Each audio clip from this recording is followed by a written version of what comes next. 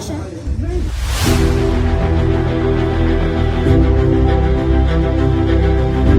Vipi watu wangu, ni rada safi na bigi, rada safi na SportPesa. In this episode is all about celebrating SportPesa's excellence as the top betting brand in Kenya.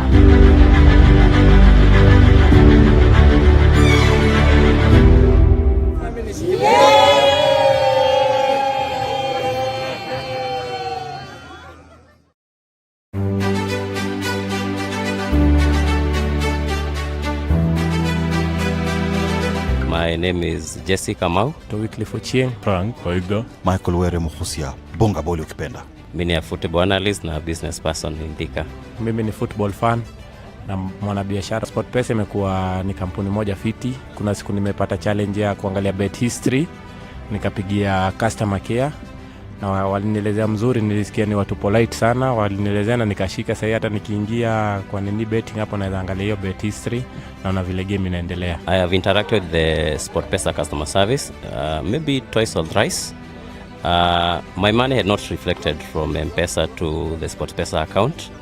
I called the customer service team and I was guided appropriately. The service was good and I was very happy. It's over 10 years. Niko na app ya SportPesa, lakini kuna wakati ikivuruga kiasi napiga simu, unaona, wananielekeza. Kuna wakaniambia uninstall, anzisha, refresh, vitu kama hizo. Uzuri kwa mimi inakuwa ni faster, unaona. Nilikuwa na issue na pin yangu, so walinisaidia sana. Within few minutes walisort hiyo issue. Na wa big up sana. Ukiwa na shida yote kwa SportPesa, ni watu friendly, wanapenda makastama, wanatujali. Wewe piga simu, usikuwe muoga, wewe wapigie, utasaidika. Kama uwezi bonga na wao, wako na social media, unaweza acha ujumbe wako hapo na utasaidika. The SportPesa customer service team, they stay put na wazidi kutusaidia. Tuna appreciate ile kazi unafanya. Kuendelea hivyo kwa ajili ya kwa Swift. Happy Customer Service Week. Happy Customer Service Week. Happy Customer Service Week. We are immensely proud of you. Happy Customer Service Week, mzee.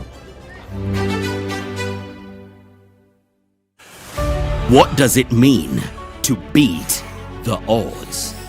It's about courage, belief, and seizing every opportunity that comes your way. Kwa while you're betting, it's not just about taking risks. Ni kuturn challenges into triumphs. Behind every win, kuna jani iko filled with dreams, determination, and defying the odds. Meet some of our incredible winners who dared to dream big and turn their bold bets into extraordinary wins. These are real people who took on the big challenge and came out on top.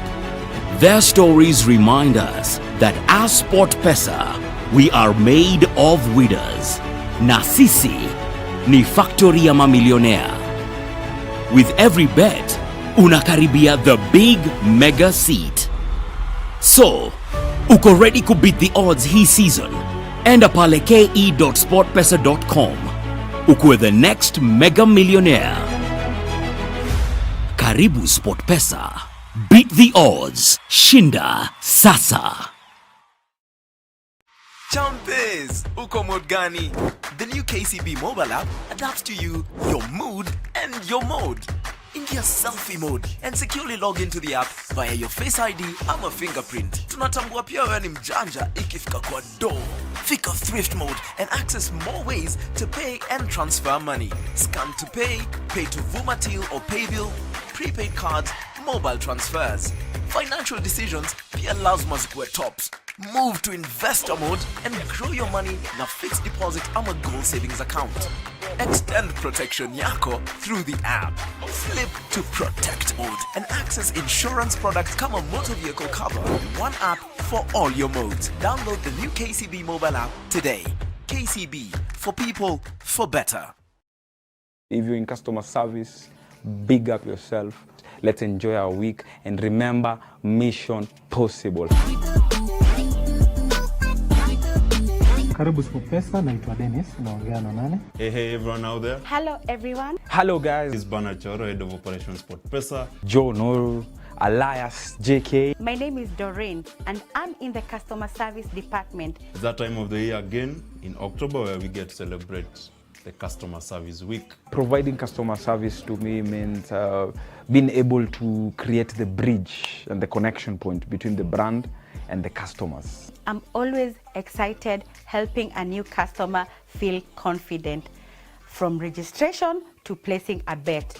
My most rewarding interaction, I'd say, there's the interactions where we normally have with certain clients who contact us a lot, and you even get to a point where you even become friends with these clients. Another special moment is calling the winners. I'm always excited to call the winners.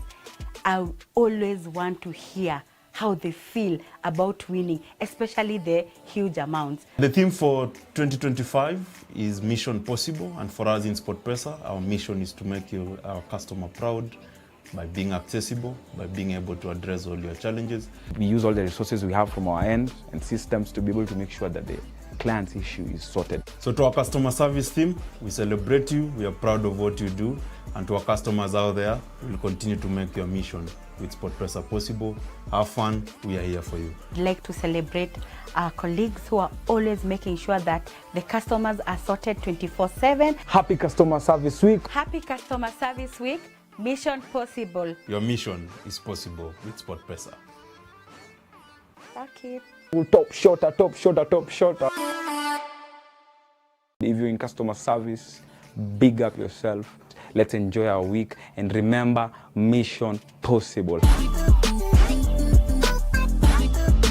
Karibu SportPesa, naitwa Dennis, naongea na nani? Hey everyone out there. Hello everyone. Hello guys. This is Bana Choro, Head of Operations SportPesa. Joe Noru, alias JK. My name is Doreen and I'm in the customer service department. It's that time of the year again in October where we get to celebrate the customer service week. Providing customer service to me means being able to create the bridge and the connection point between the brand and the customers. I'm always excited helping a new customer feel confident, from registration to placing a bet. My most rewarding interaction, I'd say, there's the interactions where we normally have with certain clients who contact us a lot, and you even get to a point where you even become friends with these clients. Another special moment is calling the winners. I'm always excited to call the winners. I always want to hear how they feel about winning, especially the huge amounts. The theme for 2025 is Mission Possible, and for us in SportPesa, our mission is to make our customer proud by being accessible, by being able to address all your challenges. We use all the resources we have from our end and systems to be able to make sure that the client's issue is sorted. So to our customers,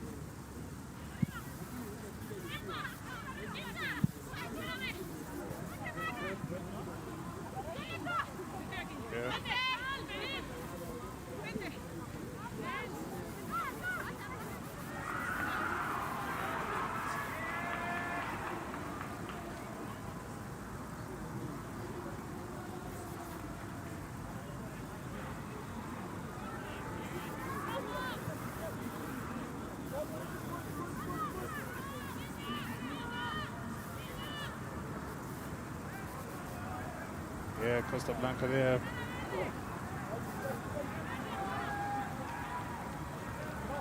Scoring fast. This year they shift the ball back, the blind. And offload down the wing. That's a try for the Costa Blanca. Yeah, Costa Blanca. Pressure here. For the Reese. Very difficult for Mwamba Select, for Mwamba ladies to be able to get out of their red zone. They have been pinned in their 22 and finding it difficult really to get any sort of traction in this match. Costa Blanca, of course, seasoned campaigners. They have been around the globe the last 2-3 years of active rugby, participating in several tournaments, especially in the Europe circuit, and that experience is showing here. Mwamba Select. Mwamba also losing a couple of players who have joined the Kenya Lionesses and the Kenya Cubs. We'll see, we'll watch them later. As we watch that replay, just going round and getting themselves another try here. Making things 12-0 advantage. Costa Blanca.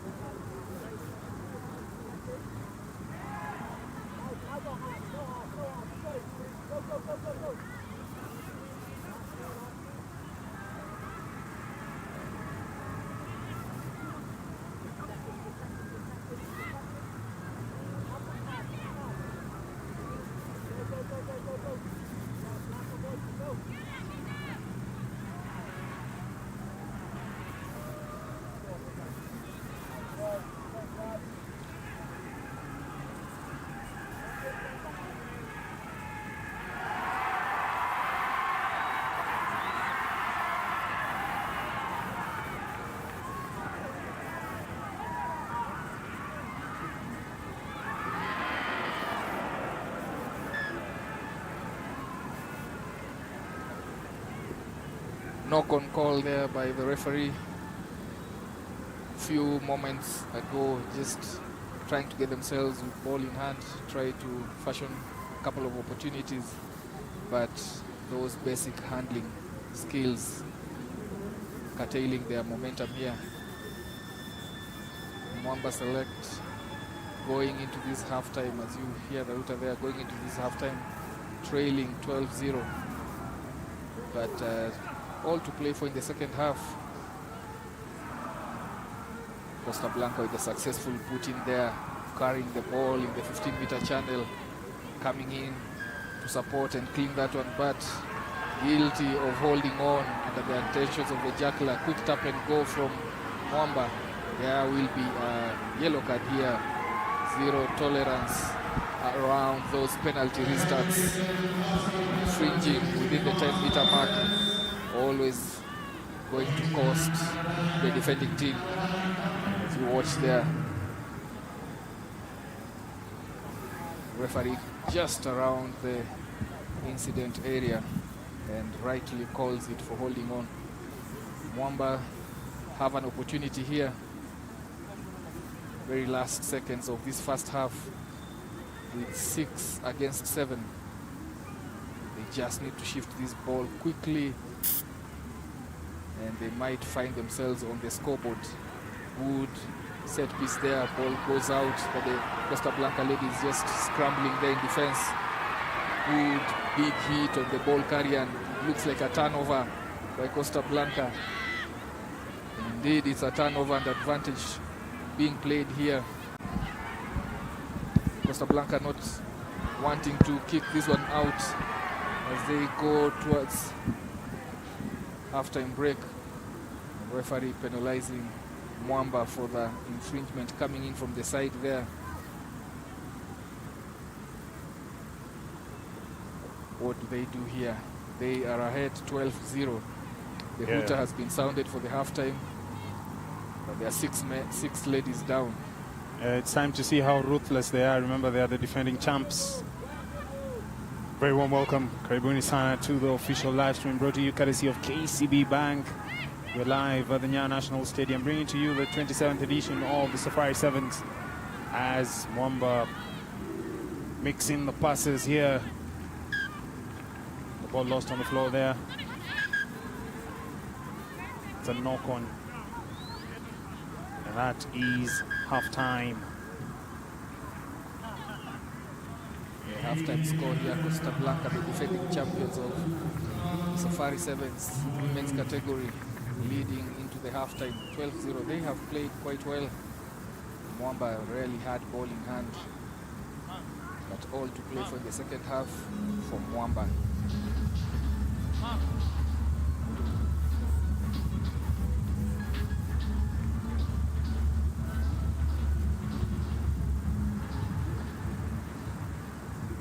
Jumpers! Uko mood gani? The new KCB mobile app adapts to you, your mood. If you're in customer service, big up yourself. Jumpers! Uko mood gani? The new KCB mobile app adapts to you, your mood and your mode. Ingia selfie mode and securely log. If you're in customer service, big up yourself. Let's enjoy our week and remember, mission possible. Jumpers! Uko mood gani? The new KCB mobile app adapts to you, your mood and your mode. Ingia selfie mode and securely log into the app via your Face ID ama fingerprint. Tunatambua pia wewe ni mjanja ikifika kwa door.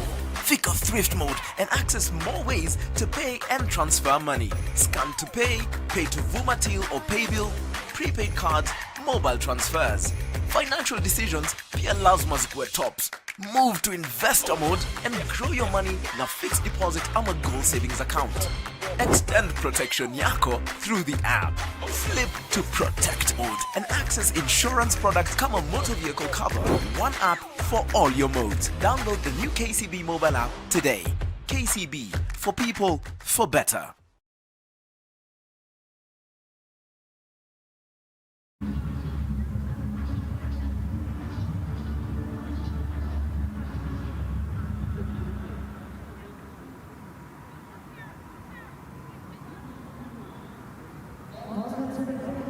Get ready for the second half of this first match of the 27th edition of Safari Sevens.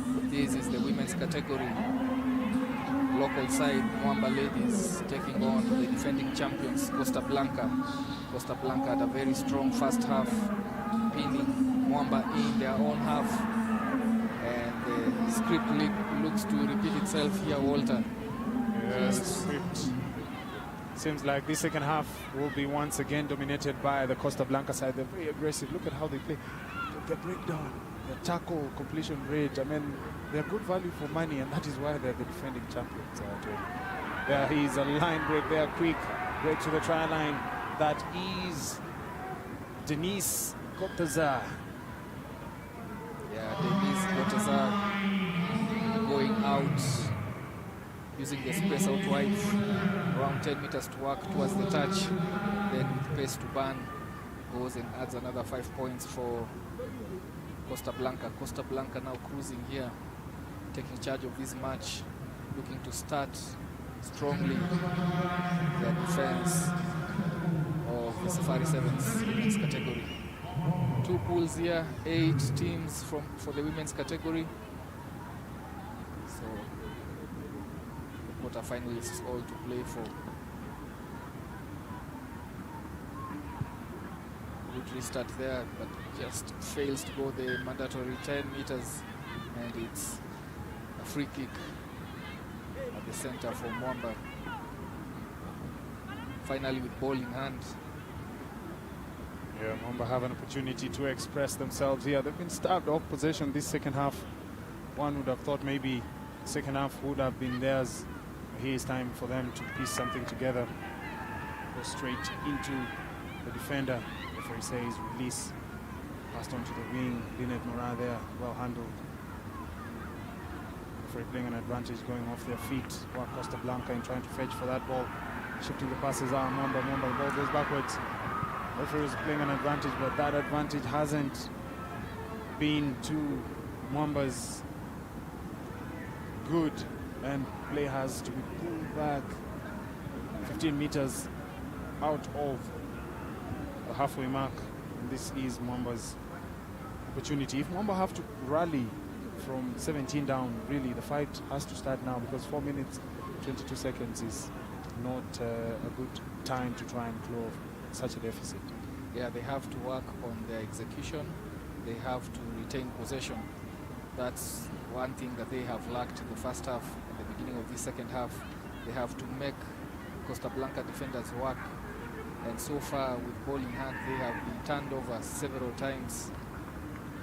Costa Blanca strong in that contest area, looking to turn it over. Referee just gets to the advantage of Mwamba there, asking them to release. Ball spews backwards. Costa steal it. And now they have possession, turning possession, defense into attack. Let's see how adjusted they are from turning loose ball into attack, and see how they can finish. That strong defense there by Mwamba. Mwamba battling hard, just trying to make sure that, remember, there are 8 teams really in the ladies tournament, and of course this could be a good opportunity for a run out and step inside. Not sure who or what happened to that Mwamba defender there. I hope she's okay, and that's a turnover. Mwamba there, steal the ball. Players not 10 meters. They do make the tackle, but the referee will be playing an advantage. Sure, he does. Momo pulls play back, double blast. That spells trouble. That is a yellow card to the Costa Blanca side.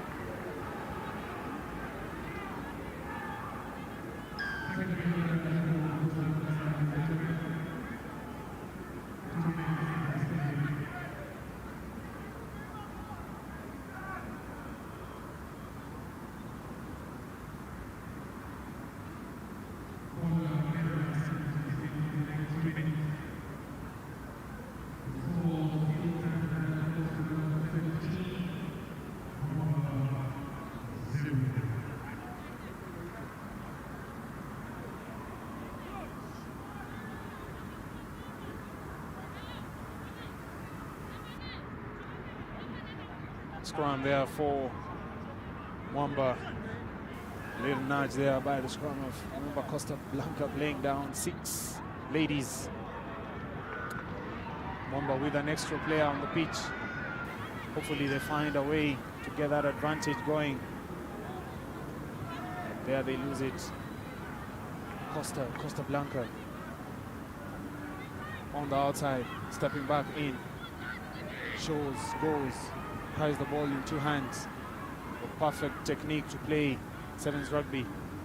Denise Gotazar causing the damage there, but Mwamba clear to what the coaching manual needs. Yeah, but Denise has to release, and that's a penalty for players holding on the ball on the floor. Referee says go back 10 meters. That is now 10 meters, well within the margins. Costa Blanca making the tackles. Mwamba knocked the ball on. It's an advantage played by the referee. Scrum advantage coming. Quick ball there. Abril Camacho floating it, but they lose the ball. the advantage, the scrum advantage. Mwamba lost the ball there. Mwamba haven't taken advantage of that or is it one player advantage? They've certainly not made Costa Blanca pay for ill discipline.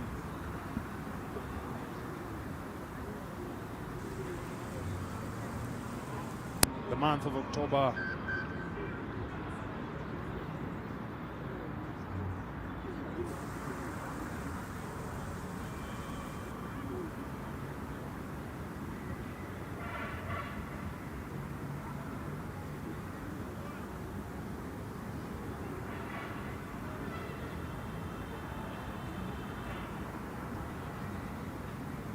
Remember, this is Mwamba's opportunity to play here simply because they are the current National 7th Circuit champions in the Kenyan League, the SportPesa National 7th Circuit. Ideally, you'd have a very strong Mwamba side playing in the local league. Then the national team came calling. Most players have transitioned to the national setup.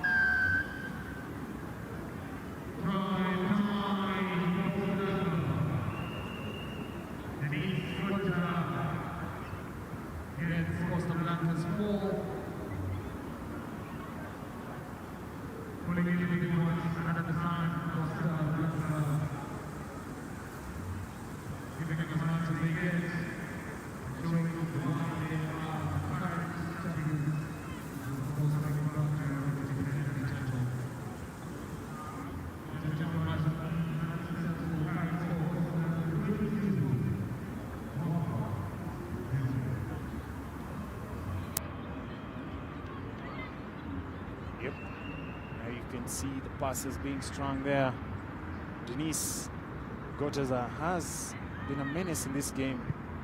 As I was saying, Mwamba looked depleted simply because, well, most of their players are playing in the national team. There is a break for it. Paula Rokena getting her second. Try time. Costa Blanca. Paula Rokena going over for yet another 5-pointer for the Costa side.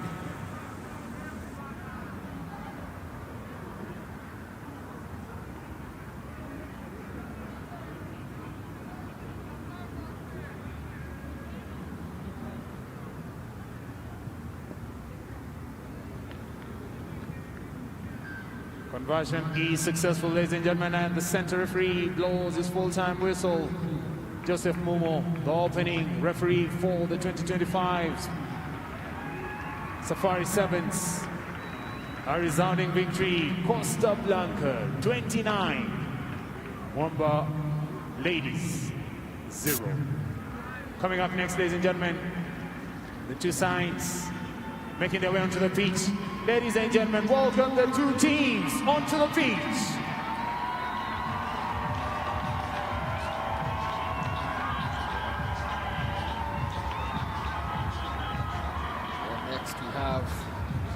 Local side, Kenya Lionesses,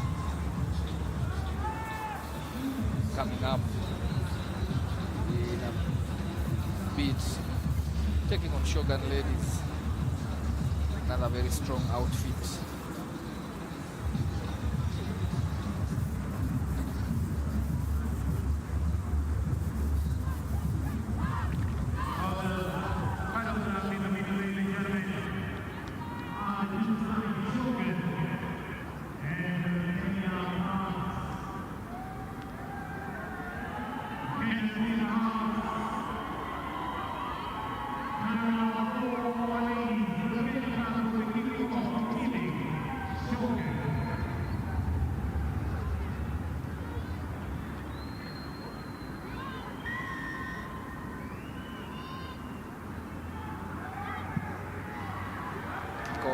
Kenya Cups kicking us off. Remember, this is second side being featured here for the local teams. First one, of course, will be the Kenya Lioness. Kenya Cubs. But he's a break here, strong break there. Jasmine Rapton. Quick start here from Shogun ladies, hitting quickly after kickoff. Kenya Cubs guilty of not watching the 15-meter channel out wide after kickoff. The receiving teams are normally quite exposed, and it's important to have your defensive structures right. In this case, that wasn't up to the task, and it's a 75-meter dash to score their first try with a successful conversion.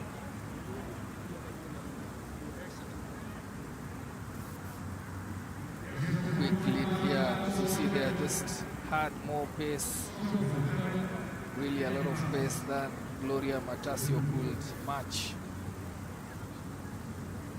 And a quick early lead here within just over a minute from the Shogun ladies. Restart. Ball bobbled a bit there, but well recovered by Kenya Cubs, and just losing the ball in contact there, coming under aggressive attention from Issa Prince. Issa Prince parking there in the forwards.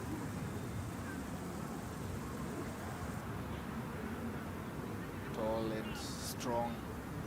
Set pieces, of course, a big part of this sevens code of game, and if used well, it can really set a platform for team to attack or even disrupt that in defense as they edge out wide, 15 meters out to the touch to work with steps back. My mind that were at this, almost at this level, but this is really top notch. Definitely, we have to give props to the Ministry of Sports, and I mean, this facility, there is talk, of course, they'll be putting up a canopy around this venue for all around. Yeah, so it's also stuck within the city center, so you don't even have to drive here. You can just take an Uber, take whatever it is that you use. Pictures coming to you live. Pictures coming to you live from the Nyayo National Stadium. In the background there, you can see Polodera, the director in charge of rugby in the country, coming in charge of rugby in the country, coming in to just support. I mean, understand what no better place to finish your Friday evening than the Nyayo National Stadium. Yeah, and the entry is 300 shillings, manageable, of course. It's an international event. There's enough sitting area. The village is fantastic. You have corporates come in, government has come in. There's so much riding on this. And speaking of corporates, we are here live courtesy of KCB Bank, and it's important that this kind of culture is really prolonged, and we enjoy it. Let's enjoy our stadiums. Let's enjoy these things when we still have the energy to do so. Yeah, so if you're sitting around having nothing much to do, find your way to the Nyayo National Stadium, where you'll find we still have a full round one of fixtures. Every team has to play at least a game today, and then we go for the other two rounds tomorrow as we build up for the knockouts that will happen on Sunday. So find your way here and join us even as we get off to the second half of this second match, the women's category Shogun ladies taking on Kenya Cubs, and they score their fourth try in this match after kickoff. So look at the conversion coming in. Kenya Cubs just getting themselves in a spot of bother. That kickoff, just a quick tap and go. 10 meters out, you're not going to stop her. She goes over to score. Mar Molina scores the fourth try.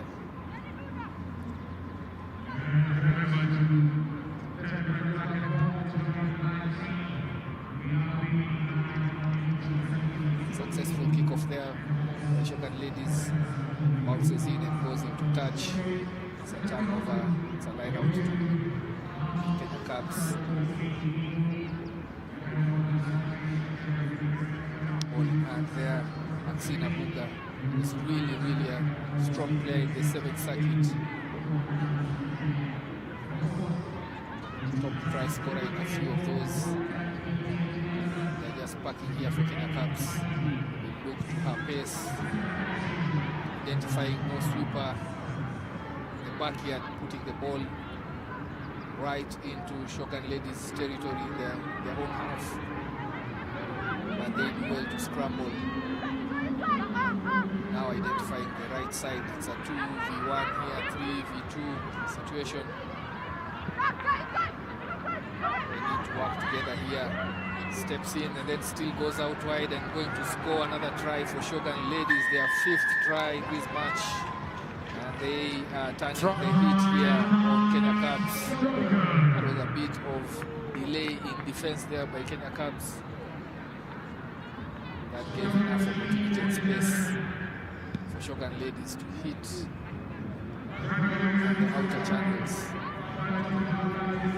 Again, also proper communication from the inside defender there as we see chasing down, trying all her best to get into that tackle, Tracy Musungu, but just not being able to stop that try from being scored. Defense is really key. The real key about defense is communication. And I think Tracy Musungu was left alone there to have to handle 2 of those attackers, letting the ball bounce and kick off. The cardinal mistake there from Kenya Cubs.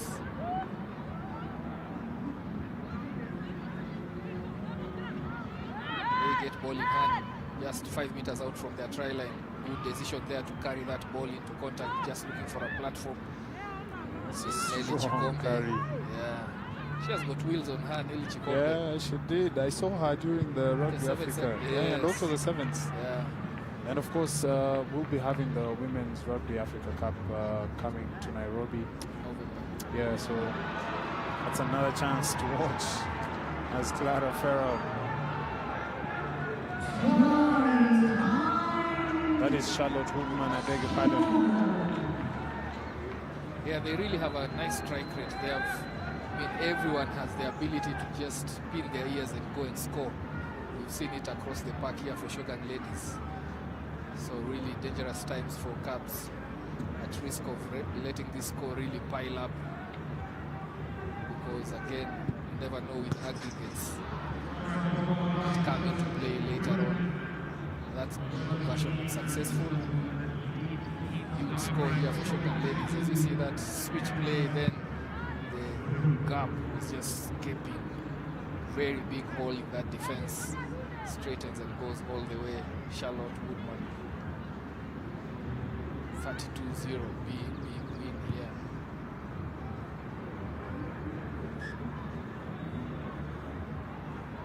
Doesn't seem to bother teams, the ladies especially, with this 10-meter non-compliance with the 10 meters kickoff. Well, is it that it doesn't bother them? They don't, or I don't see any team really feeling like it's a lost opportunity to put the receiving team under pressure, because here is the thought. They've not realized that is an opportunity where you can get restart. So mostly it's sort of a 50. It's not even 50-50. It's a gamble. Clean break there by Nelly Chikombe. We said she had the wheels, and she goes finally to put Kenya Cubs onto the scoreboard. Very popular try here. Of course, you see from our camera angle the fans that are already on this side, just avoiding the warmer side, the brighter side of the stadium here, but quite a number of fans sitting in the shade. That was a popular try. It's pumping, identifying that space, goes on deck, releases the ball, then picks it up. Shogun Ladies guilty of not covering that base, and Chikombe wise at the opportunity that presented itself there. Version wasn't successful, and we get a restart here. Nice restart, goes just shy of Shogun Ladies 22, and quickly coming in to it's a high tackle. That was a high tackle from Diana Mideva. Shogun ladies elected to go for the scrum option just outside of their 22. Already have this game in the bag with seconds to go. As you hear the router there, that will be your router that will indicate to you at home whenever there's time running out of the clock. Chipping over the defense, but it's recovered there by Nelly. Goes to Deck, coming to the left side. That pass not going to hand. That pass just kills the momentum. Any opportunity for Kenya Cubs to get a second try. They ran out of time. Center referee Duncan Kyoko signals the end of this one. Shogun ladies emerging victorious, 32-5. Big win for them. First match of the 27th edition of Safari Sevens. Move on to the next match. Happening to be shortly.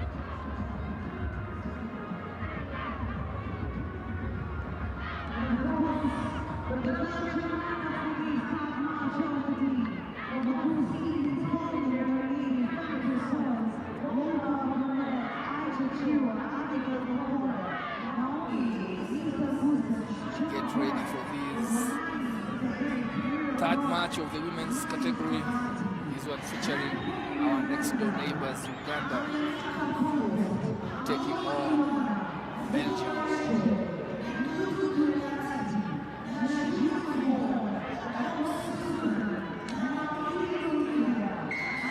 Waiting for the kickoff, Belgium kicking us off. Uganda once really conquering the landscape around here for women's rugby. The early years, last 20 years, they have had a good run. What's happening? Stamping authority very early here. Yeah, it's a good hunting ground for them. I mean,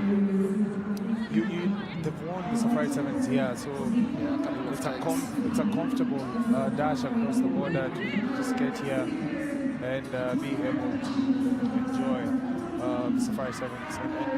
And the Safari Sevens has always enjoyed such teams. Uganda, I mean, the partnership between the Kenya Rugby Union and the Uganda Rugby Union, a healthy one. You can see the battles that we have.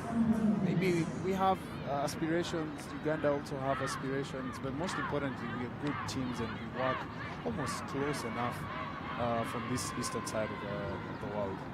Yeah, with Uganda ladies, honestly, they did have an upper hand. They went quick off the blocks in terms of the women's rugby. Kenya women's rugby has been playing catch up, but it did caught up and went ahead in terms of performances. And you can see that the last couple of 5 or so years where the Kenya Lionesses have had an upper hand in those fixtures. But Uganda here just to get themselves into contention. They have had to contend here with the strong defense from the Belgium team. Moving and shifting the ball quickly, coming back on a cut. Back, goes to deck there.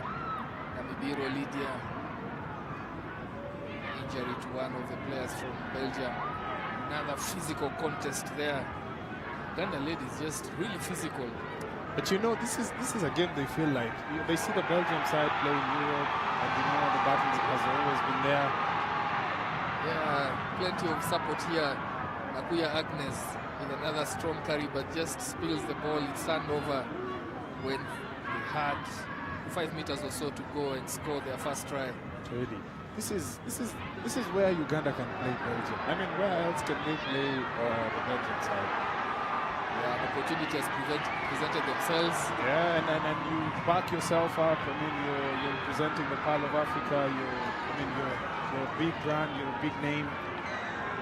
Going all the way, Abigail Bokonda scores the first try for Belgium after a very strong carry. In that turnover, Luca Blomat did all the hard work, goes to deck, and then quick to the scene, pick and go around the fringes of that track. Abigail Bokonda goes all the way to score their first try, hitting back when they were under pressure. Bruising hits there, bruising carries from Uganda, just falling short of scoring. That conversion not successful, as you see there. That left side, the set piece was left unattended. Took it up, took the opportunity, and goes to score. 5-0 lead here. Uganda must be smarting from conceding that try after a really enterprising play there. That did yield the match needed points. They go again, coming into contact there and then spilling the ball as she hit deck. Yeah, that's an opportunity there, gone begging. The bubble there on the floor. The Ugandans have battled hard. This first half, the scoreline testament to exactly what they would want, not far off to attack in the second half maybe. But they still have 2.5 minutes to play this first half, so it's still an opportunity presented to them. Yeah, very much. Bokonda coming in on a cutback. Yeah, Bokonda there. Good step. That stop, yeah, stopping the defender there. But numbers out wide here, 2v1. Defenders coming back into play here. And you know that retreat is testament to what Ugandans have done this first half. They've really made sure that contact area is not as easy as it should. So they're making the tackles, as you can see there. They're battling hard. You know, the Belgium side have to compete hard, and it makes really good value for money as Lisa Gusens goes over. Yeah, nice face of play there from Belgium. They have done an offload. You know, in those phases of play, keeping the ball alive, not allowing Uganda an opportunity to contest when they are getting into those tackle areas. You saw a chicken wing pass there and good interchange of ball there between Luca Blomat and ending with that try from Lisa Gusens. As you see that chicken wing pass, backdoor pass, pick and go there from Luca Blomat, offloading from deck. Uganda had no time to realign in that defense. Yeah, the Ugandans didn't have enough time to try and fix and sort themselves out. They're trailing. 1 minute to go this first half. If you're just joining us from the Pearl of Africa, welcome to the official live stream brought to you courtesy of KCB Bank. KCB have, they have a regional feel. There is KCB Uganda, and of course, this presents an opportunity for the customers in Uganda to catch a glimpse, courtesy of KCB Bank Kenya, to catch a glimpse of their national team, and also a glimpse of the KCB rugby team that is also taking part in this games. Yeah, also we know KCB is sponsoring rugby team back, the Ugandan Men's League. Yeah, so KCB their Hawks. footprint around rugby is really huge. Yeah, beautiful work there. Many thanks. So you just get onto the KCB page on YouTube. You'll be catching us live, and also on the other side, Sport Pesa page, also beaming these games live. The two partners saying that we will support rugby. We'll make sure that we have a good market for you and the value of the brand itself. So many thanks to Sport Pesa and KCB. Good strong carry there from Uganda. They have done well to get themselves back into Belgium's territory. Now they need to work this ball. They have numbers out wide, but stepping back in and going all the way to score their first try. Amoli Lona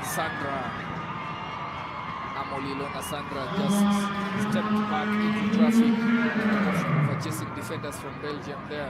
Opening the space for her to go. And in the scheme of things, you really see that they deserve that try. They have applied pressure with those cruising carries right at the heart of Belgium's defense. Finally, they get a reward for that. That conversion was successful. The referee brings the first half to a halt. Belgium leading this one 10-7. This is an interesting one as we wait for the second half.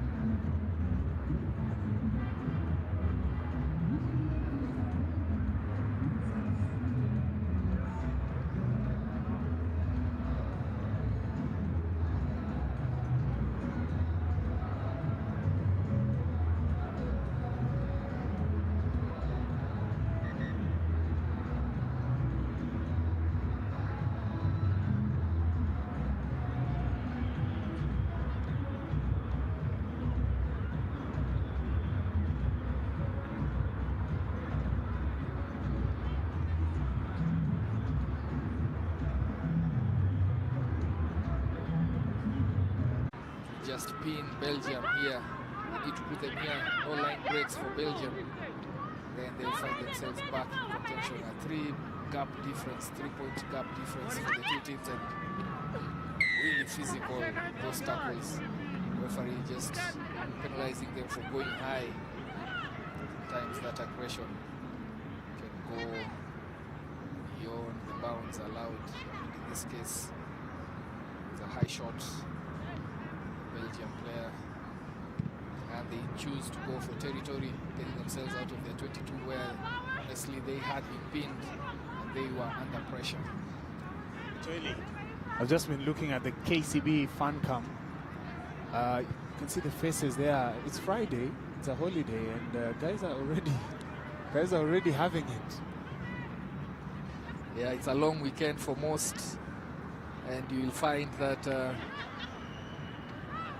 this is a 3-day tournament with a local holiday here, Mazingira Day, Environment Day. This way it's Mazingira Day for those watching us around the globe. And therefore, it's a good tackle there.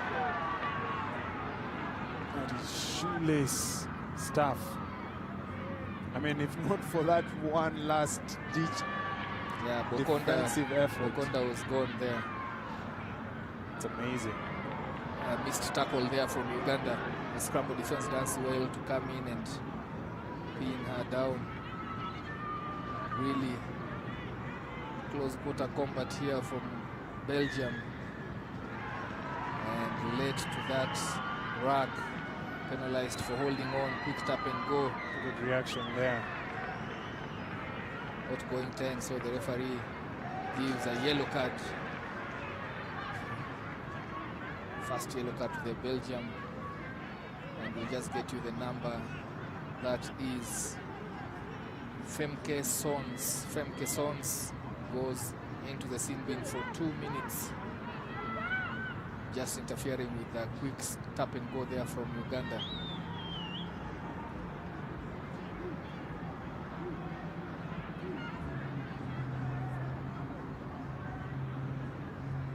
There's something not right here, because there is a yellow card. There are 7 players on the pitch, actually almost 8. Touch judge not allowing the game to continue until there is order here. There was a yellow card issued. The referee trying to just ensure that they are playing 6 against 7 for the next 2 minutes. So you see that strong carry. That number 10, that is Lisa Kusens, should be the one going to the bin for that tackle. And indeed, a bit of a mix-up on who is to go out, but that has been ironed out. It's 6 versus 7, and another opportunity here for Uganda to score and get to the front. They have to move this ball. Good offloads the tackle, going for her second try, and dots it down. Amoli Lona Sandra with her second try, and the second one for Uganda.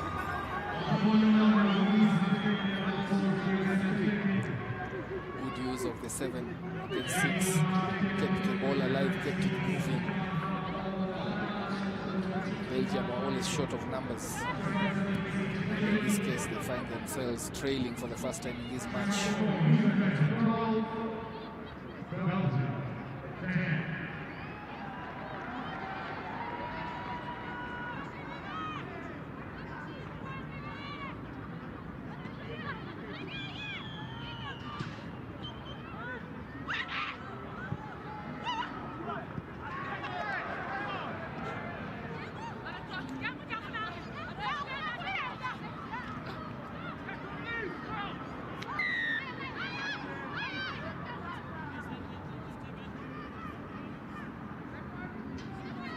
Penalty awarded there to Belgium. Uganda guilty of giving away an easy passage out. They had the Belgium side pinned in, or is it pinned back?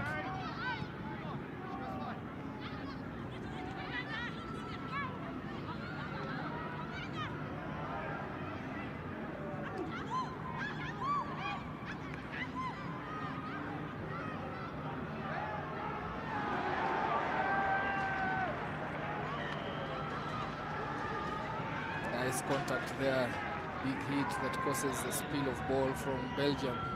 They are back to the full complement after serving 2 minutes out. Number 12 coming back into play. Romani coming back into play. And Belgium wanting to use the next 1 minute to get themselves back into this game. Just 2 points separating the teams. Uganda have worked hard to get themselves ahead. Picking off the base there, Molly, and offloads. Support needed here. To have space out wide, straightens and goes back into contact. Mufua Rachel just goes into contact and Costa does well to retain possession. Good hustling of the ball carrier there from Belgium, trying to jackal, but elect to just go back for the defensive structure. That looks like a turn. No, it wasn't. Turnover, The player was off. Player was off it, yeah. A good capture there by the referee. Very good eyesight.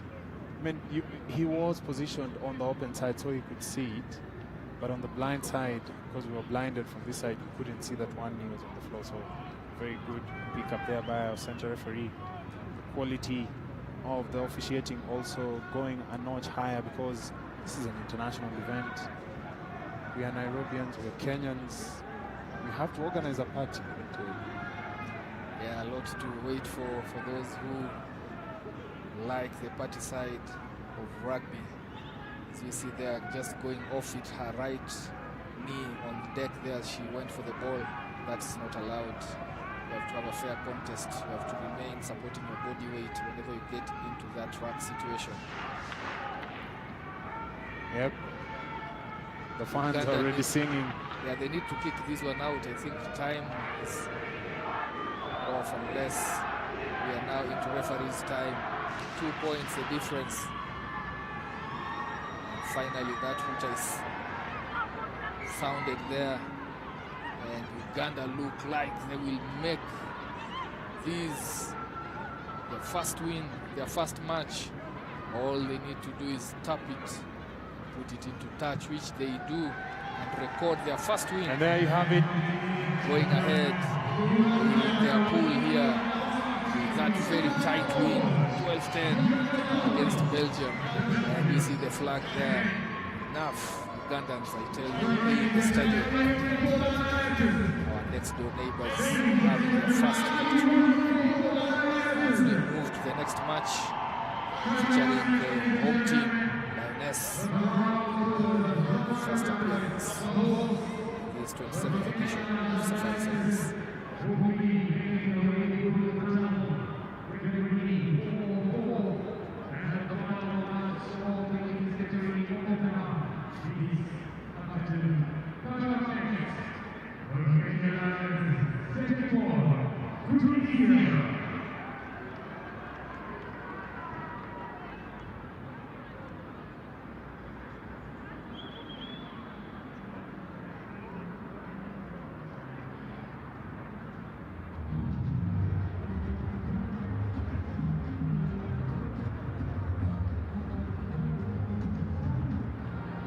Jumpers! Uko mood gani? The new KCB mobile app adapts to you, your mood, and your mode. Ingia selfie mode and securely log into the app via your Face ID ama fingerprint. Tunatambua pia wewe ni mjanja ikifika kwa do. Fika thrift mode and access more ways to pay and transfer money. Scan to pay, pay to Vumatil or Paybill, prepaid cards, mobile transfers.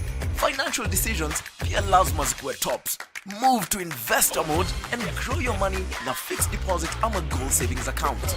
Extend protection yako through the app. Flip to protect mode and access insurance products kama motor vehicle cover. One app for all your modes. Download the new KCB mobile app today. KCB, for people, for better.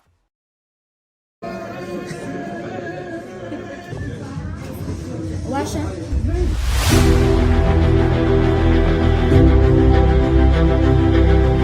Vipi watu wangu, ni rada safi na bigi, rada safi na SportPesa. In this episode is all about celebrating SportPesa's excellence as the top betting brand in Kenya.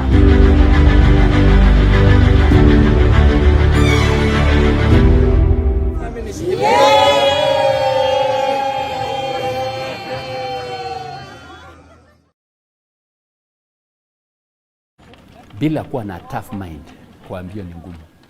Mpaka mtu akue kabisa na akili ile kabisa tough, kwa sababu mbio si fun. Talent demands sacrifice. Why boxing is because one day a man just came and slapped me. I wanted to go to the gym, learn the skills and get a revenge on any kind of man who would want to take advantage of me. Miaka mingi iliyopita watu walikuwa wanaonekana kama watu ambao ni wakichakani, lakini sasa tuna jina nzuri kupitia hii sponsorship ya SportPesa. There's some races that I wasn't able to participate because I didn't get the funds. But now that Tujiamini is in the picture, my dream is to take part in the Tour de France, biggest race, cycling race worldwide. Tujiamini through SportPesa gathered its resources and decided that let's revolutionize how we support the sports and talent ecosystem, be it the individual players or even the teams in Kenya.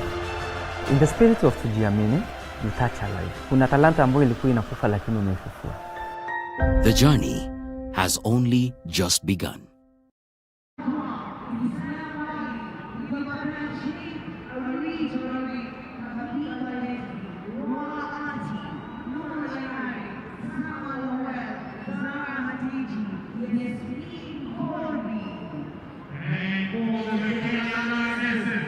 Here we go for the first match for the Kenya Lionesses. They will be using this tournament as a preparation for the November assignment that they have for the African tournament. And of course, later on, they will be in contention to get themselves back into Division 1 in the World Rugby Series. So a lot to work for this Safari Sevens tournament. They came short last year against Costa Blanca ladies in the finals. They will look to go one better this year in their home tournament. Therefore, kicking us off is Tunisia, also using this tournament as a preparation for the upcoming assignments. They take us off right outside of Lionesses. 22 stepping back, stepping away from the first tackler, then coming to the short side. Naomi Amguni with a strong carry goes looking for a reset there. Okaya passes it out wide, then coming back in on a hard line, needs support very quickly. Support not coming, so she picks and goes. The pick and go there. That attack line is very deep. Have to work with all those meters. Carrying and stepping off one defender, shrugging off another one. Good ball retention by Kenya Lionesses. Shifting the ball, coming in on a hard line. Sheila Chajira. That ball is at risk of being turned over. Okaya electing to use her boot, puts it behind the backyard of Tunisia. Good recovery there. Those were danger signs, but yeah, that is holding on there. Good awareness by Nyayo. Kenya there. One pass out. Janet Okello. Try time. Janet Okello straight from international assignment with her club there. Stepping back in. With art pace, hits that gap. Dives over for Kenya Lionesses' first try. Showing the intent early on here against Tunisia. Referee just trying to get Snyder Makaya to align with where the try was scored. Waiting for that conversion. It's a quick start from Kenya Lionesses. That conversion sails on to the left with the uprights, goes to back, and we have a restart. Good start here from Kenya Lionesses, Walter. They have just placed themselves in a good place with that early try. Goal pressure now on Tunisia. Yeah, it's a good start there for the Kenya Lionesses. Experience of Janet Okello coming to the fore there. Ball is lost forward there. Tunisia had an opportunity at the edge there just to try either recycle and try and see if they can ask questions of this Kenya Lionesses side, but they've speared it forward. It's an opportunity for the Lionesses to piece together their scrum attack, a set piece opportunity. Centered almost close to the center pitch. The sun is out, no slippery conditions. Yeah. Perfect opportunity to execute. Yeah, this is really fantastic. So far we haven't seen any players slip up. The turf is holding well, and that really helps to play all-out rugby for both teams. Being penalized for offside there, and they will get cleaned here if they're not careful, and going all the way to score. Nariaka, Edith Nariaka has been scorching the pitches around Kenya with searing pace. Just goes over quickly there. That is her brand of rugby. Always aware, always has really nice situational awareness, and with that kind of pace, plus the laws working to her advantage, if you touch her within those 10 meters, you will find yourself with a yellow card. She's used it to good effect. They are stretching Kenya Lionesses' lead 10-0. Getting their ducks into row here very quickly. Edith Nariaka was a top-tier scorer for the women's category, and this was her brand. This is her signature, taking off with quick tap-and-go penalties. Yo, you can't give this lady space. You can't. A sniff, she takes everything on offer. It was a hospital pass. I mean, the Tunisians had rushed in. You could see they had shot up that defensive line, and ideally the player there should have either opted to go into contact. But is for binding. I told you about it. Yeah, the communication there from the referee very clear. They're not binding right. Many thanks for that deep. I mean, the understanding of what the referee makes of a situation, you know. It's very important for the players to ensure that they are in sync with what the referee, you know, how the referee interprets the law. Yeah. Well, the Tunisians took that ball from that scrum. The player ran across. That is a player off her feet, and the turnover is effected. There is a spew back to the referee. The referee having none of that. 10 meters. Nariaka once again taps. She has somebody on the outside. Nariaka will ban them. Nariaka needed to pass that ball because she had 1, 2, 3 players on the outside there, and that going down the blind, that is a definite try for Kenya. Janet with her second try. Janet very quick to use that opportunity. Being missed in the local circuit, supplying her trade outside our borders here.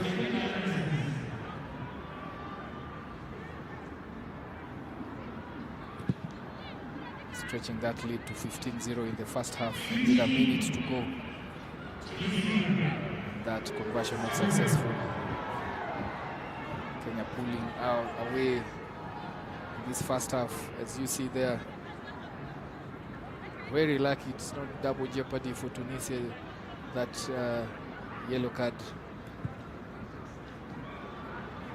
Yeah, Tunisia there, guilty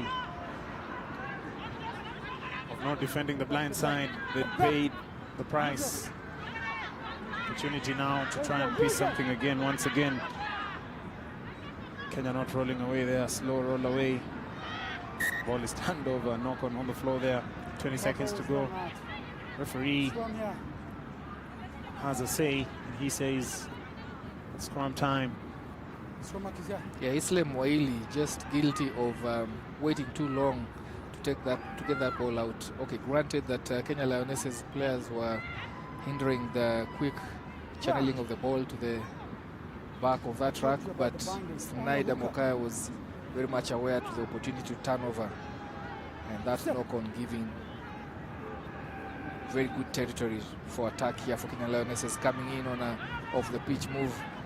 War just floating that ball, trying to find Nariaka, but it's become now a turnover, and both players, set of players, getting into touch with that one. We have the final play yet to come before the halftime. Yeah, the hooter sounds here. I think we're still within time. Probably last play for the referee, but a good first half nonetheless.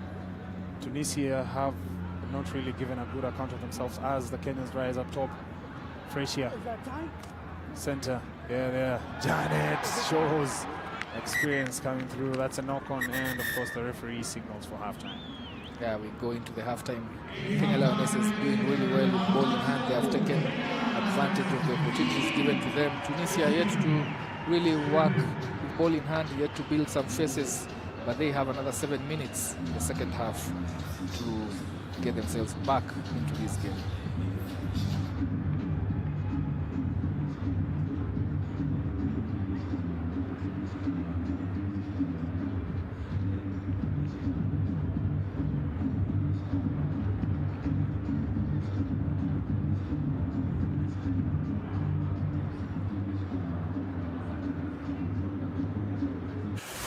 What does it mean to beat the odds?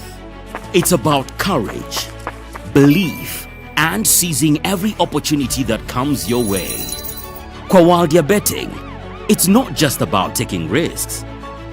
Nikutan challenges into triumphs. Behind every win, kuna jani iko filled with dreams, determination, and defying the odds. Meet some of our incredible winners who dared to dream big and turn their bold bets into extraordinary wins. These are real people who took on the big challenge and came out on top. Their stories remind us that as SportPesa, we are made of winners. Na sisi ni factory ya mamilionea. With every bet, unakaribia the big mega seat. So, uko ready to beat the odds hii season? Enda pale ke.sportpesa.com. Ukwe the next mega millionaire. Karibu SportPesa. Beat the odds. Costa Blanca starting well here, get themselves back into contention for this year's edition.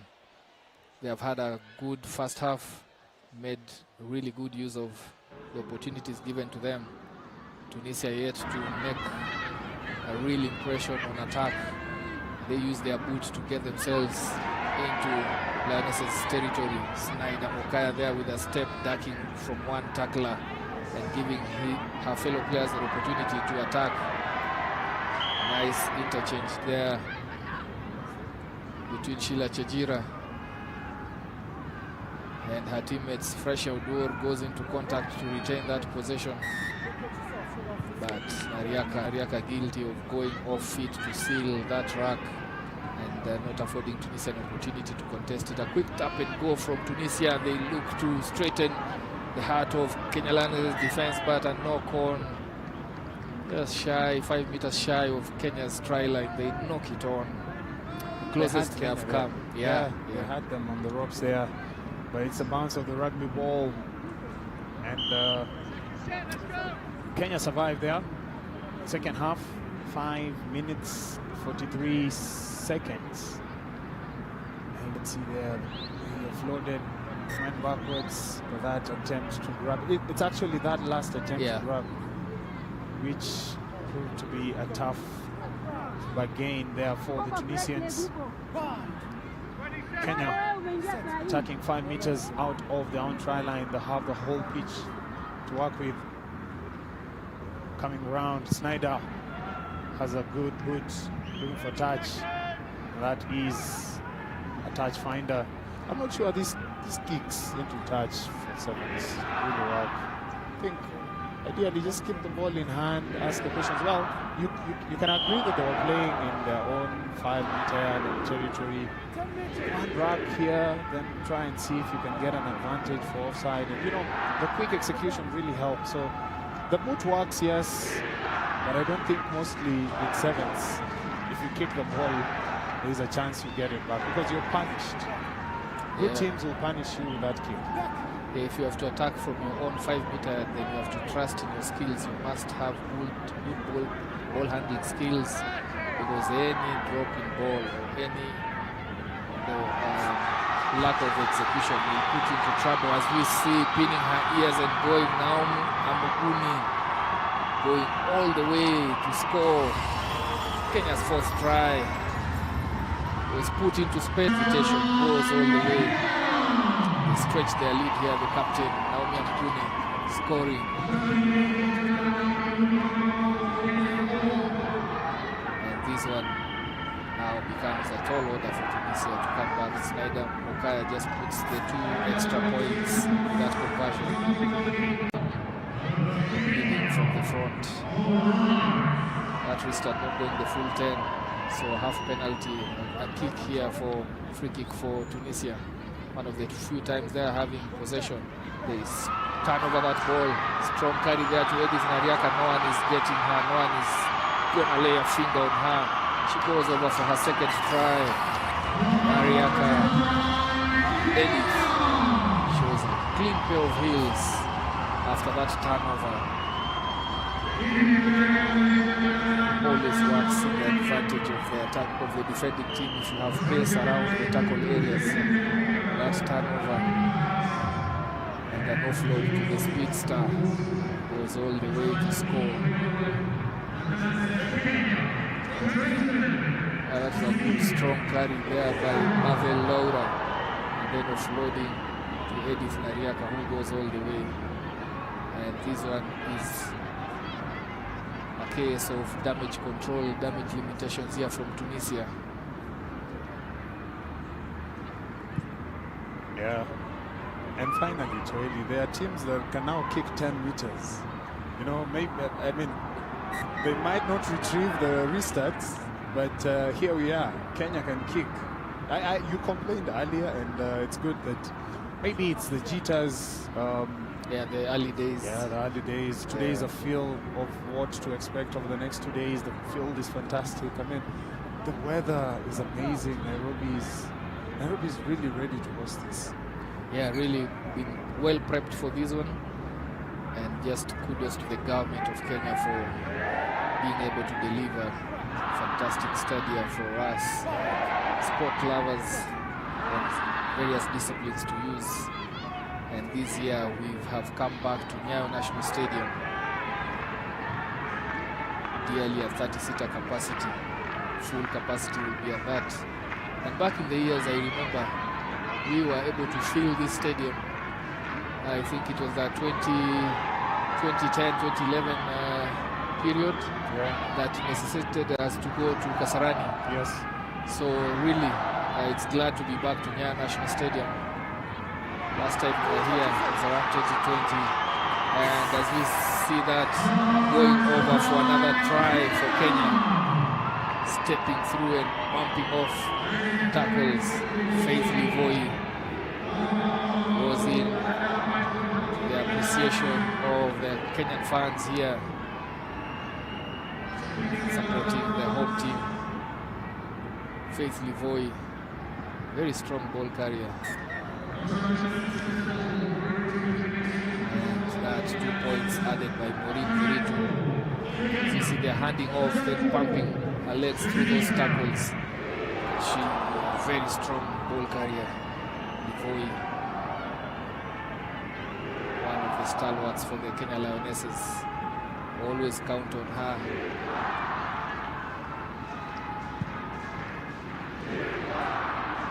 That ball left to bounce by the Tunisian team, not communicating well. But too eager Janet to tackle there. Tackles the players without ball, gets immediately penalized for that. Yet to get onto the scoreboard, running out of time. The Kenyans interested to keep this a clean sheet. Tunisia, nonetheless, will be looking for something, just something to give them a glimmer of hope as they get into the second day. Zara Hadeji battling strongly. There has to roll away for the contract to be effective. That's a penalty awarded to the Tunisians. A player on the far side on the floor. Zara Hadeji, I think she probably is reeling from that big carry. That's a try. Yeah, finally, last second of this match, Tunisia get themselves onto the scoreboard. Tap and go, 10 meters out, strong ball carry.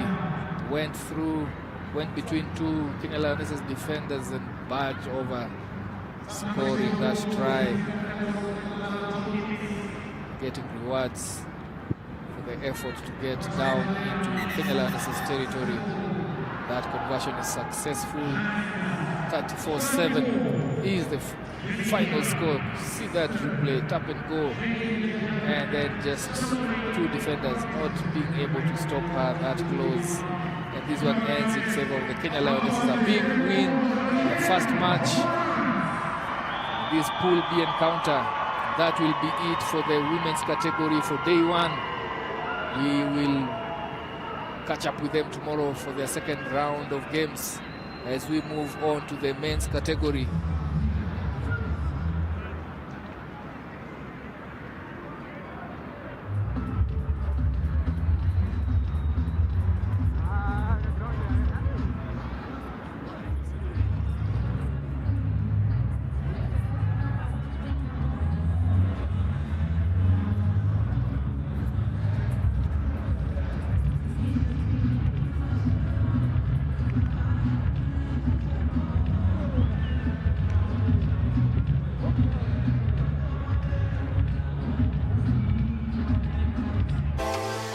Here's how you can easily link your card on the new KCB mobile app. Open your KCB mobile app. Click on Cards. Click on the plus sign to add your card. Click on Link Card. Select the card. Confirm you are about to link the card. Click Link Now. Enter your PIN. You have successfully linked your card. Download the new KCB mobile app today.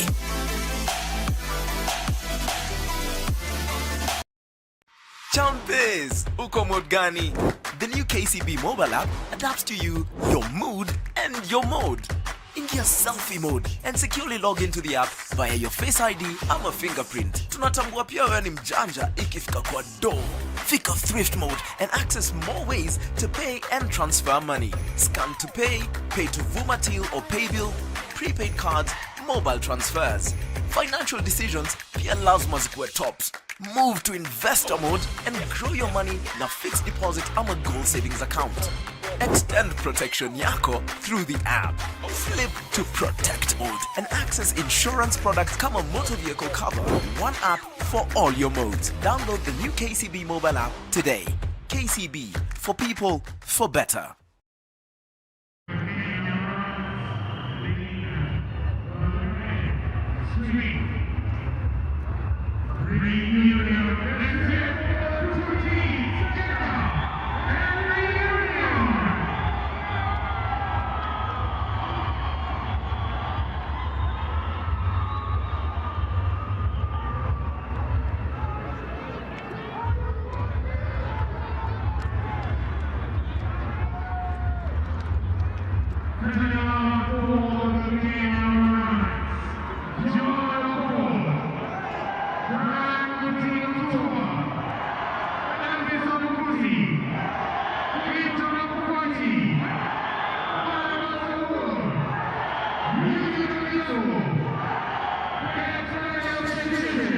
Get ready for the first match in the men's category from 7th edition of Safari Sevens.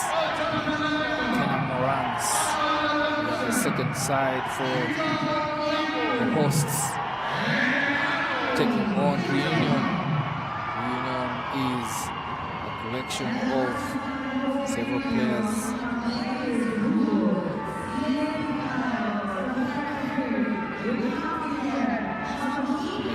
From the Spanish and the French regions.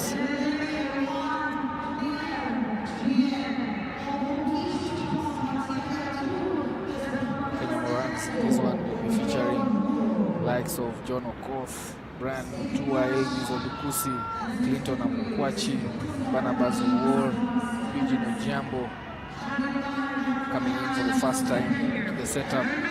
Daniel Kipchirchir, Revo Namunga, really a lot of debutants here. David Nyangige, Elton Amalemba, Arnold Jaconia, Victor Odhiambo Mola, and Arnold Mwita in the 13th player.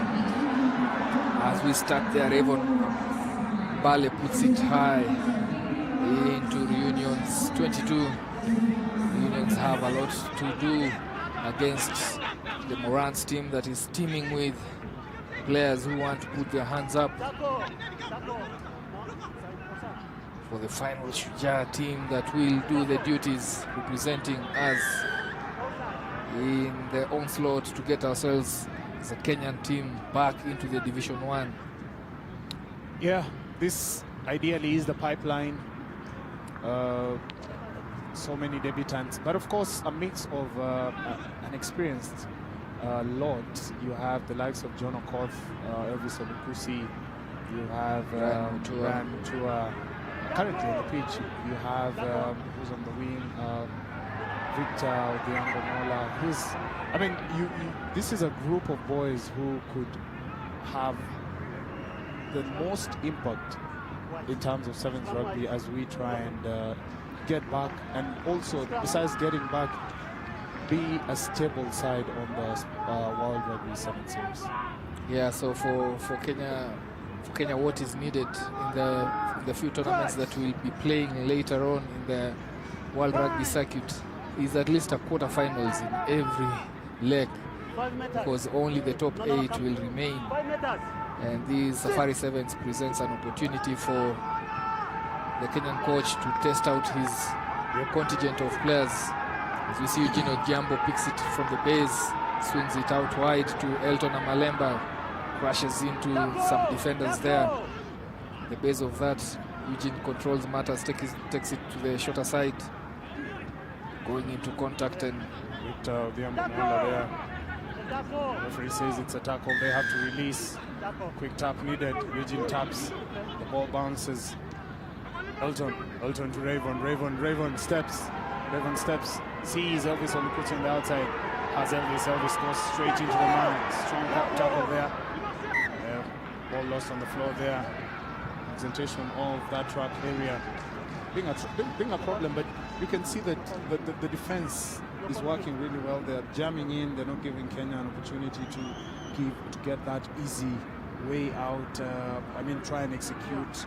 They're piling in pressure. So Kenya have to either fix the passing, because I've seen the ball from the number 9 to the outside channels. It's not as quick as it should be. So they have to improve on the quality of passes for them to be able to get those opportunities. Yeah, they have to play at pace here. Early days, so it's good to test the defense on both sides, but he tries to go out on through the center there, but gets tackled by Elton, who scrambled back in quick to their feet to defend again. The Morans attempted jackal, but it's not successful. Ball goes to deck. Vincent Mola, a lot of pace, top try scorer in the just concluded Kenya local club circuit. Then they go on to deck there.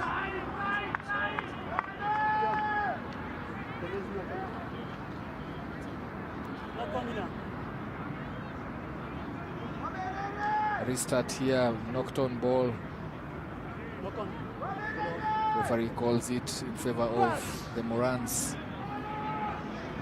Eugene with ball, calls his flyer to come closer. Just wants to have sight of him as that boiler room produces and emits a lot of heat.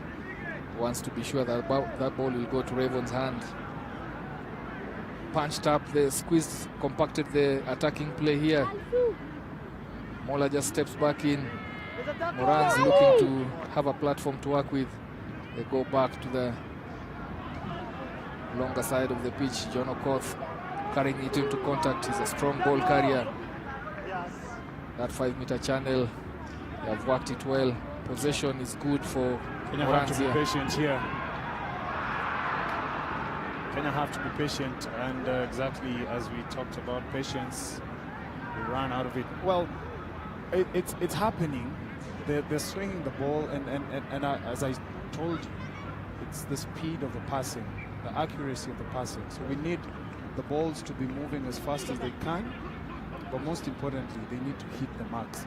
And I think also in terms of communication, I'm not seeing so much in terms of these boys speaking up and asking for that ball. It's the confidence levels, Yeah, as you say, so this starting 7, it's only John Okoth who has been a regular in this team in the Kenya setups.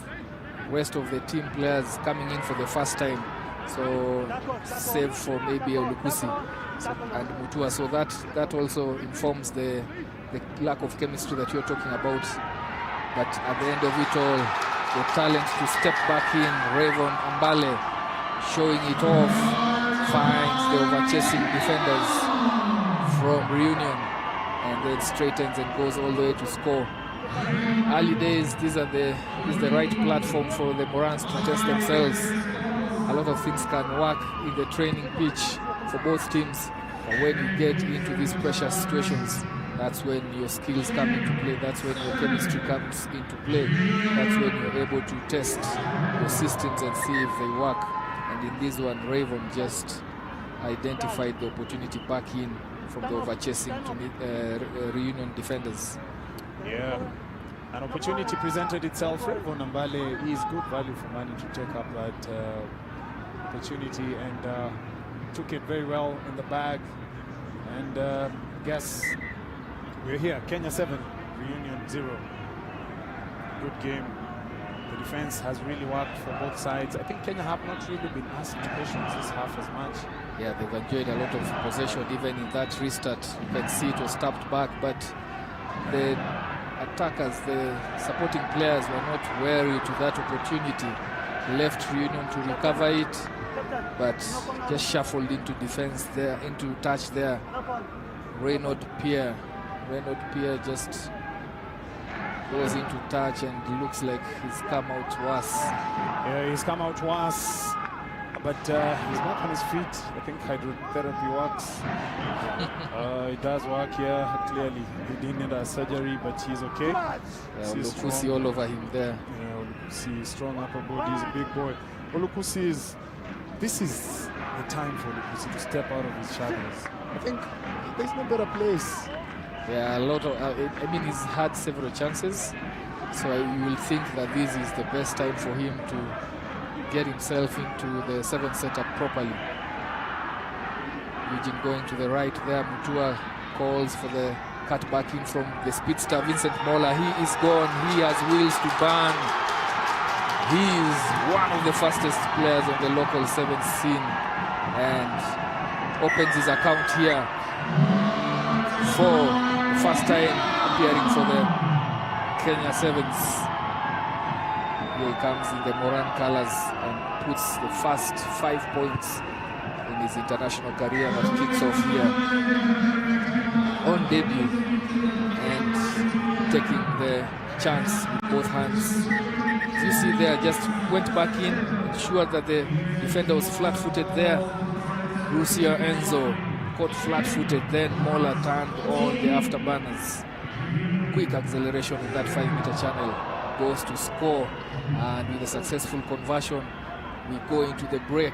Morans leading this one 14-0 against Reunion.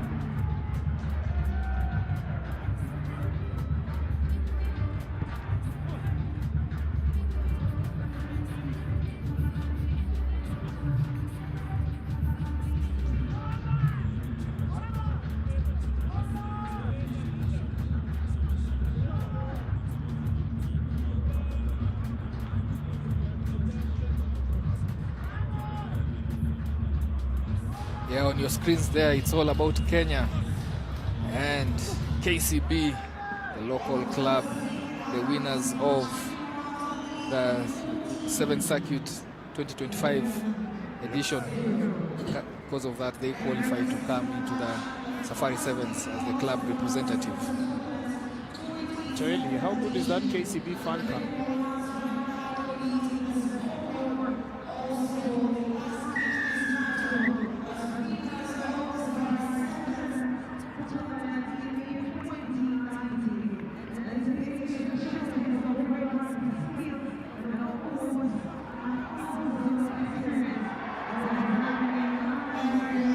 Restart there that has Morans with ball in hand, looking to continue from where they stopped in the first half. Elton Amalemba, strong ball carrier, very bruising ball carrier, done it well in the local circuit. Mola, Vincent Odhiambo this time round is apprehended. Good recovery there from Reynolds Pierre. Big man there. Mola had little space. The big man defended with the touchline, so it's yeah. It came to his rescue. Yeah. All he needed was that small space to get hold of Victor Mola. If he hadn't gotten Victor Mola, it would have been try time. So they, of course, by today, everyone is doing their homework so that they know who and how they play. So it's a good opportunity. I thought there was a contest at line up there, but the referee allows play to continue. Yeah, defensive play here from Reunion in their 22, and Morans defense holding strong. So it has to be an upfront match here.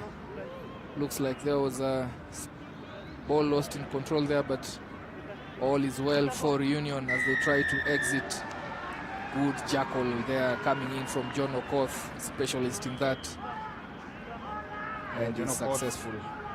John Okoth there identified that opportunity. The player was isolated, and that jackling came through a way of getting back possession.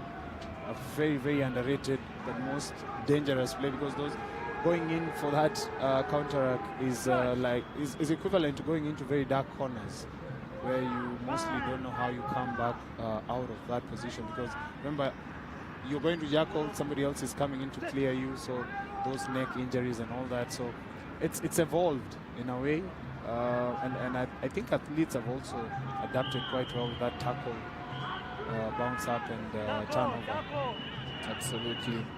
As we say, so Clinton Amukwachi comes in for Elvis Olukusi in the forwards. More changes being made there. Coming in is David Nyangige going to the fly. Changes for the Kenya Morans. Out goes Elton Amalemba, Eugene Jambo, and in goes Nyangige David and Clinton Amukwachi. A restart there in favor of Reunion. Reunion just trying to get themselves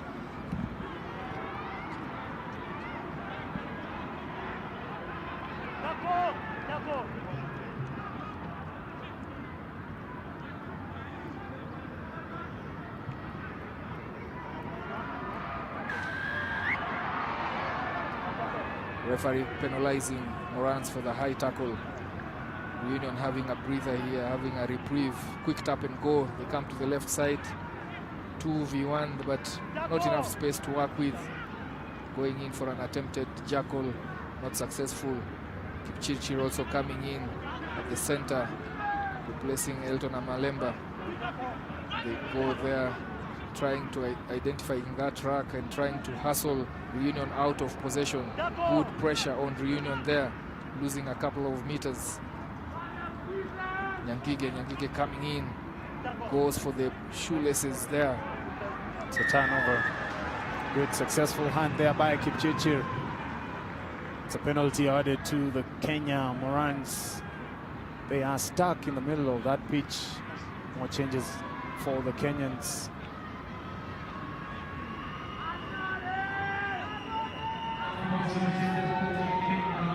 Morans bringing in the changes. Barnabas Oworo, Odhiambo coming in, going into the forwards, replacing John Okoth.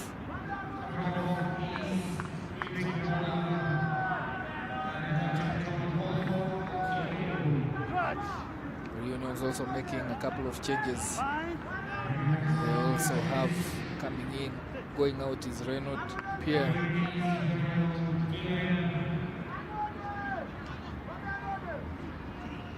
Coming in for him is Mikhail.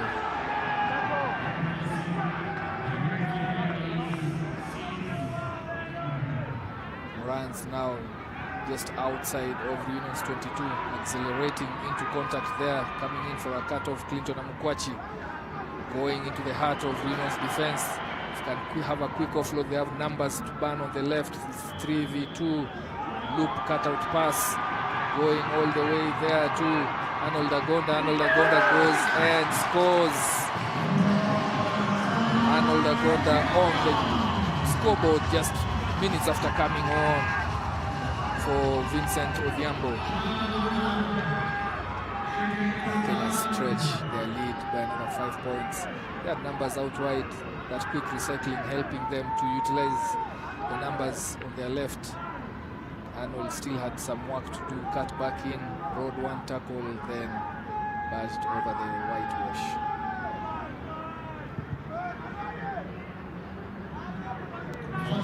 Successful. Reunion finding the going tough tough here.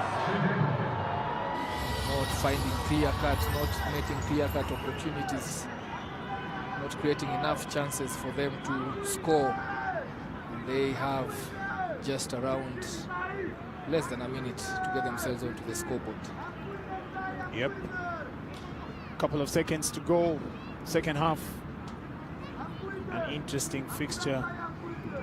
Kenya, Morans, this second string side, most of these boys have been starring in the local 7th circuit, and befitting to have most of them here. I know that Uganda, they are going over for that try, has been a mainstay at that Daystar Falcon side. You can see Clinton and Mukwachi not really phased by the opportunity or the stage, and exactly, they can hold their own. I mean, they've not conceded, and of course, with new players coming together, you expect that the combinations wouldn't be working from the onset. Yeah.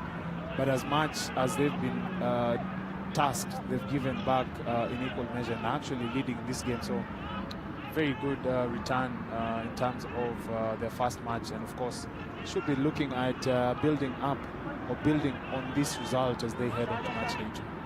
Yeah, only 3 of the Morans players have been in the colors of the national team.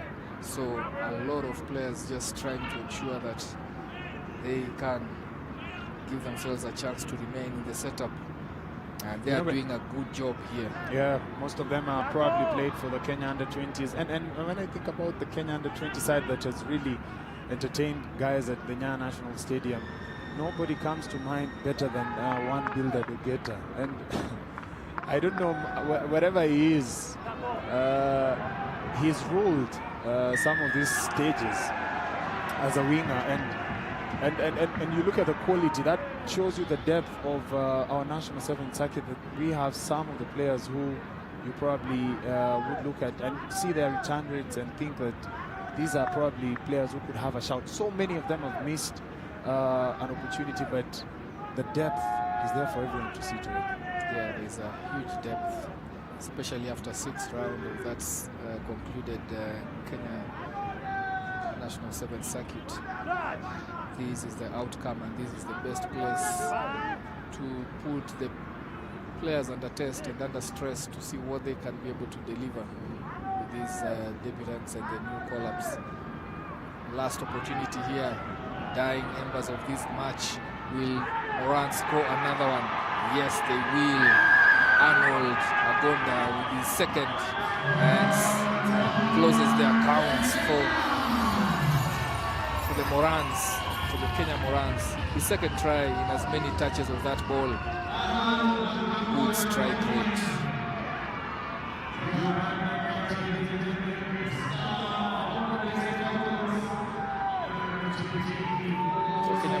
Really starting strongly. This is their first match and the only match for this match day 1, and they have given a good account of themselves. That conversion not finding its mark.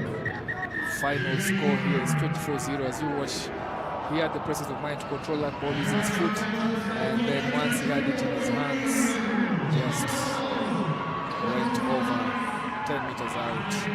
Good show, good outing for Morans. A lot of the players getting those jitters out, donning the first time they are donning the senior shirts.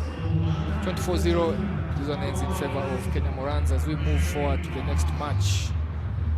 Match number 2 for the men's category.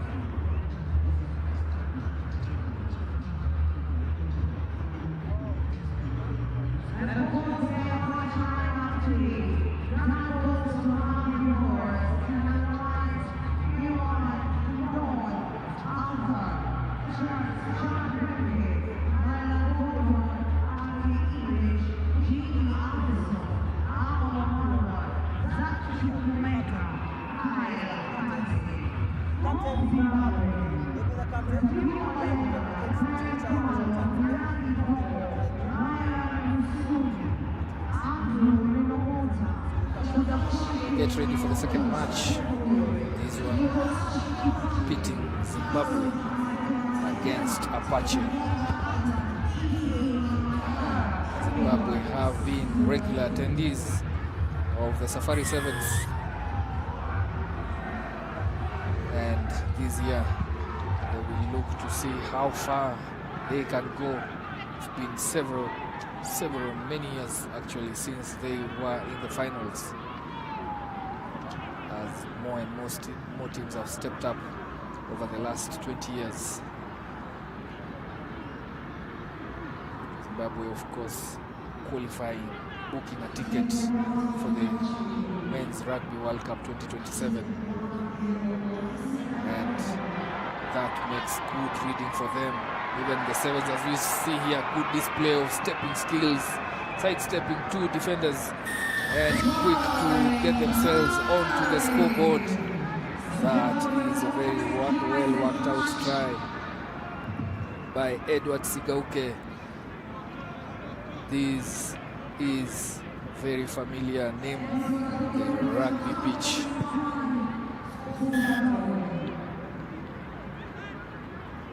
Very familiar. Just look at that.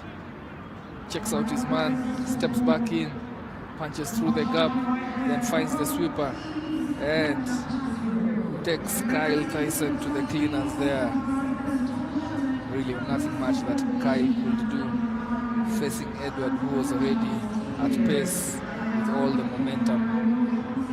And Zimbabwe, with a successful conversion, hit the front here early. 7-0, that ball goes straight into touch for that restart. And they'll go back for a free kick in favor of Apache.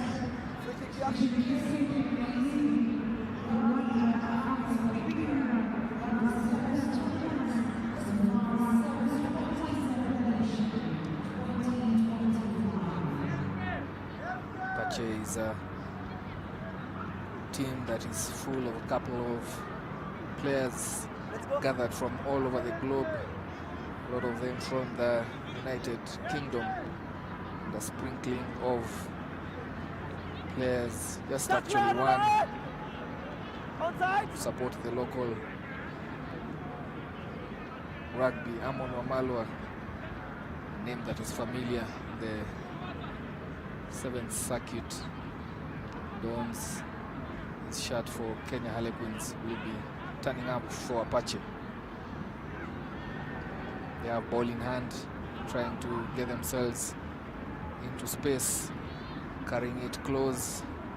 Lylan Gordon steps back in, going for a jackal that seems to be successful. Yes, he's rewarded. Quick tap and go there in that. Oh, wow.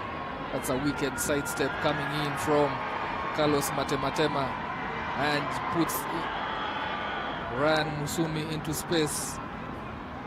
Matematema dazzled the crowd last year when we had the Safari Sevens at Machakos, Kenyatta Stadium in Machakos. And he's just picking up from there, creating opportunities for his teammates to score. This one, Vuyani Dlomo. Vuyani Dlomo goes over for their second try.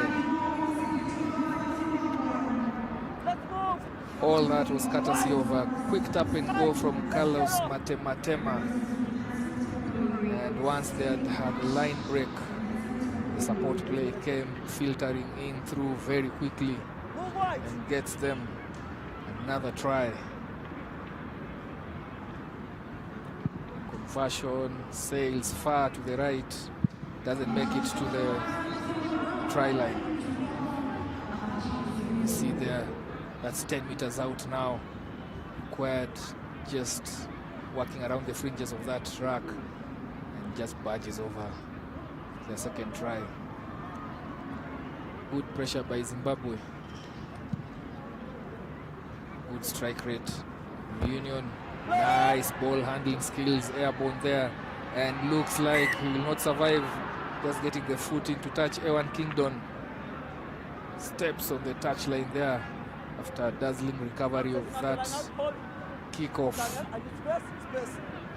Just juggled it and succeeded to get it. Matema passes it out wide to very dangerous backline here from Zimbabwe. Goes into contact. Ryan Musumi offloads it. It comes back.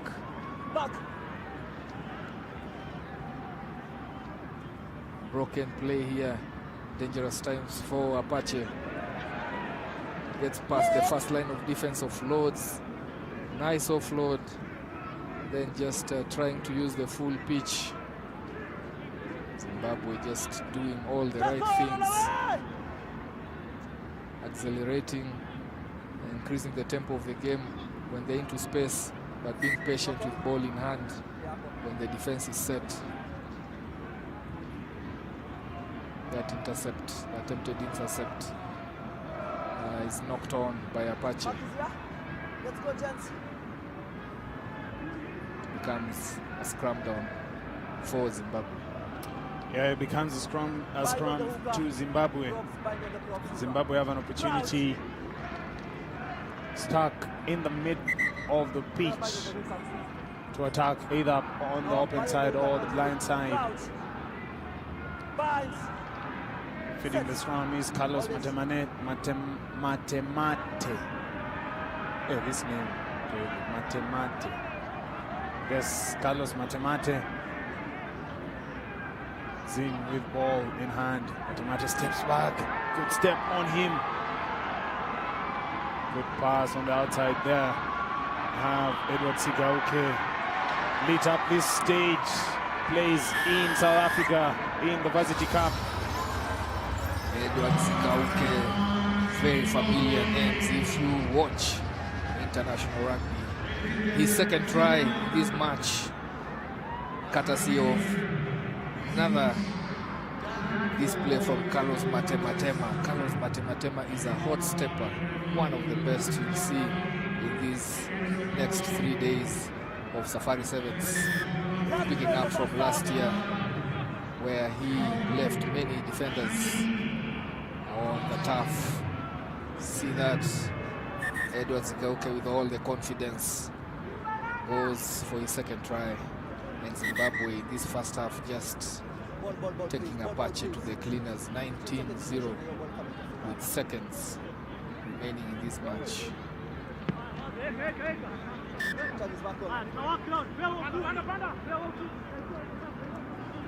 Jan Remke, another of those who are turning out for Apache.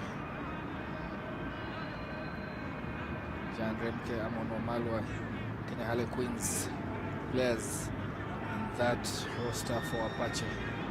Huta sounds to finish this first half. Ball in hand for Apache. One of the few times they have found themselves in Zimbabwe's half.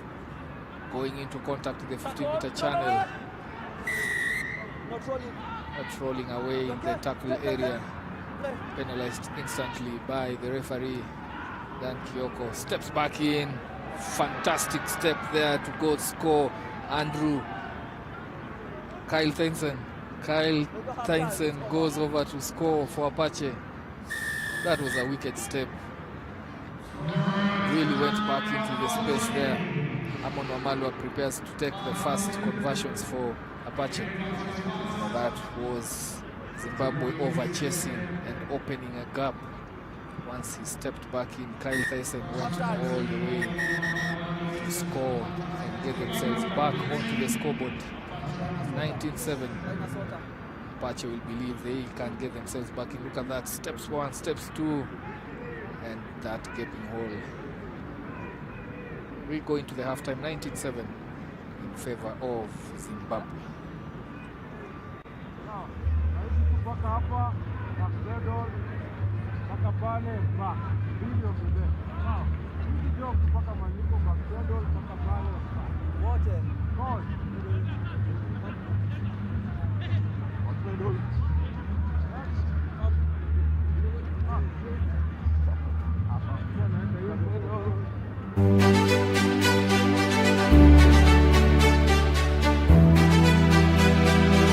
My name is Jesse Kamau. To Wycliffe Ochieng. Frank Oigo. Michael Were Muhusia. Bonga boli ukipenda. Mimi ni football analyst na business person in Thika.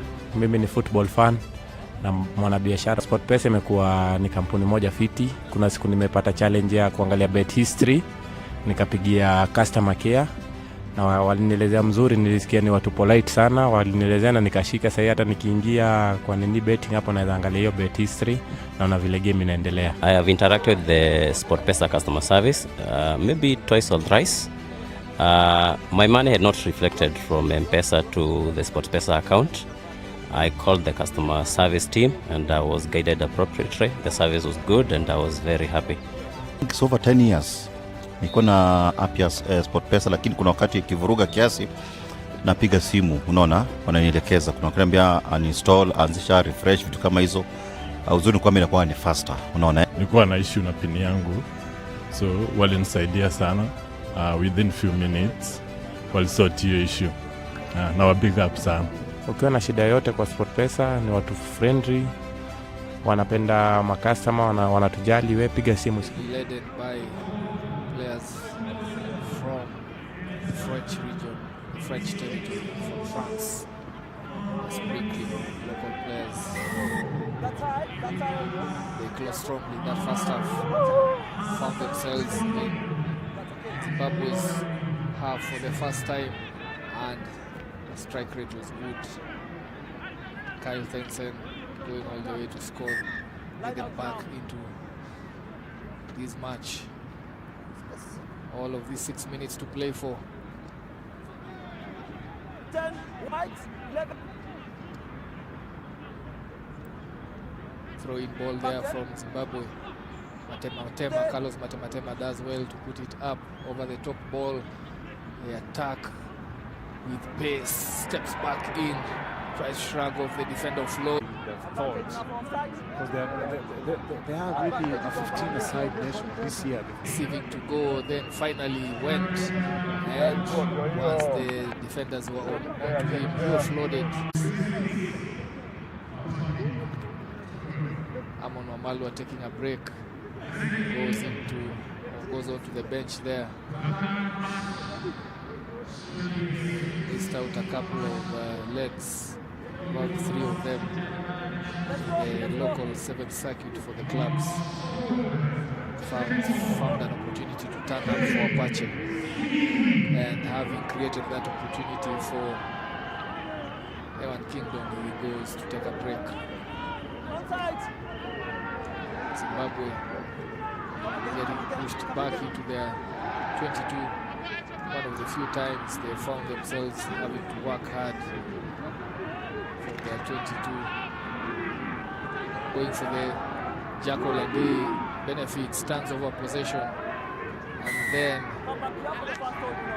referee, after identifying that Zimbabwe did well to go for that jackal, it was successful, comes back and rewards Apache for the initial infringement, which was holding on by Zimbabwe. Have numbers out here, 2v1, both sides inside and outside, but just drags himself over to score. Zach Chukwumeka goes over to score. Another try for Apache coming in fast towards the end of this second half. Just wonder if they had applied themselves this way in the first half, where they gave Zimbabwe 19 points, what would have been, this would have been a much closer contest. 1.5 minutes or so remaining, still has the opportunity to be a very tight match, because Zimbabwe are fading off in this second half. As you see there, Matema trying to stop Zach, but he couldn't succeed that close. Yeah, the KCB replay come there showing us how that try was scored. Many thanks for joining us. We'll be beaming to you live from wherever you're joining us, the comfort of your seat, wherever you have comfort to watch the games from. We will be bringing to you every bit of action over the next couple of days for the 2027, I beg your pardon, 2025, doubling up as the 27th edition of the Safari Sevens. Scanning through, looking for spaces, kicks the ball out wide, foot race ensues between Zim. The bounce is good, it falls straight into the bread basket. of none other than the first try scorer once again, Trevor Gure. Yeah, Carlos Matematema with another try-scoring chance that he has created, counting around 3 or 4 that he has done. Such a nice, lovely playmaker for Zimbabwe. We get into that conversion is successful, so we get into the last minutes. As you see, no sweeper, a lot of pace to burn there, lucky bounce of the ball, and Zimbabwe stretching their lead to 33. Really nice scoreboard for them there, good read for their first match. And we are kicking off for the final phase. The hooter has been sounded, the referee has called it as a last play. What do Apache do here? Try scorer retains possession, spins out of one tackle, bumps another one, offloads. Very fantastic pass there. Goes and cleans. Ewan Kingdon applying himself well. Several faces. Zach trying to get that tap and go away from the scene of crime. Yeah, needed to tap at the mark. The ball is not hitting the mark there. But anyway, the clock has really run down, so it's for them to score, try and test themselves, as we have Ashi English there on the wing. Ball goes backwards, but it's lost forward. That's a knock-on. There you have it. Yeah, final score here, Zimbabwe turning out winners 33-17. Apache just pull themselves back into contention. That last try there by Zimbabwe adding the gloss to the scoreboard. 33-17 to Zimbabwe. We'll see both teams tomorrow in the second and third rounds of the group fixtures. Next game has a local flavor to it. The winners of the local 7th circuit KCB will be gracing Safari Sevens.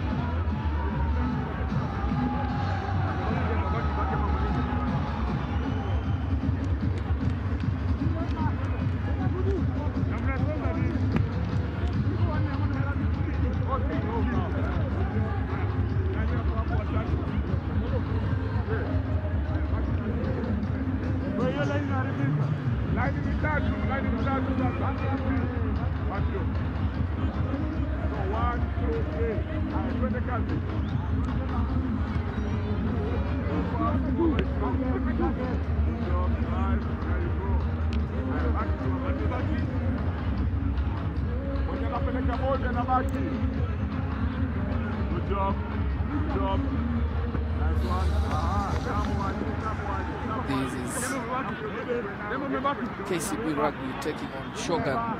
Shogun, formerly Samurai Rugby, changed and rebranded to Shogun Rugby last year. Yes, they did. They won this very tournament not once, not twice. They were very good customers. And here is an opportunity once again. The ball bounces nicely for Shogun. Shogun with the first field of possession in this game. KCB shooting up on defense, looking to close down those opportunities. Bram is beaten on the outside there. KCB with strong defense. Shogun piecing the passes together, coming back the blind. That looks like a forward pass, but the referee allows play to continue floating and deceiving Shogun.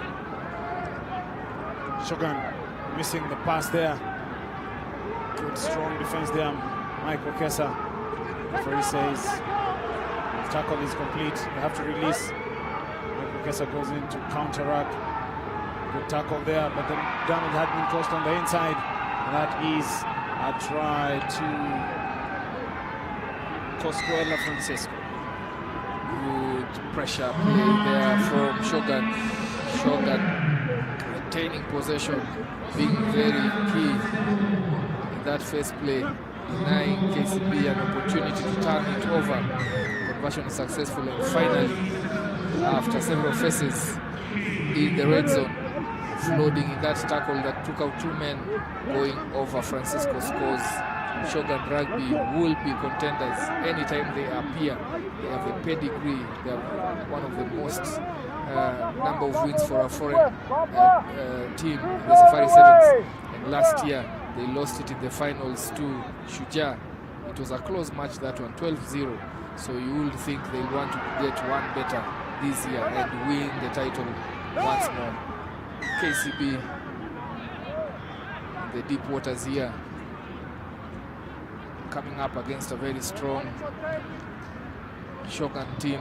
Squito with ball, picks it up and goes down. Brian Wahinya shifts it out to Jenkins Kipruto. Numbers on the outside. Bram Kilwake there facing the man, looking to create space on the outside. KCB, Tyson Minor, isolated, but a big ball carrier there. KCB looking to piece together the faces, try and commit the Shogun players to 1v1 defensive tackles. There's a knock-on, and it was an honest attempt at the ball. Yeah, that saves him a yellow card because he went with both arms, and clearly it was an honest attempt to intercept. Yeah, so, but a good face for KCB. They felt the ball, at least for the very first time.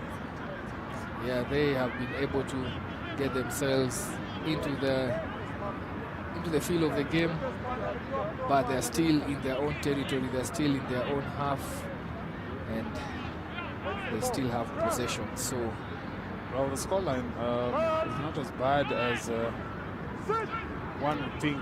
It's just one try out, and KCB can execute. Wahinya playing at 10, Zola playing at center, goes in straight, isolated. Referee says you're off, you need to leave the ball. Yeah, the referee communicated very clearly to him. There is no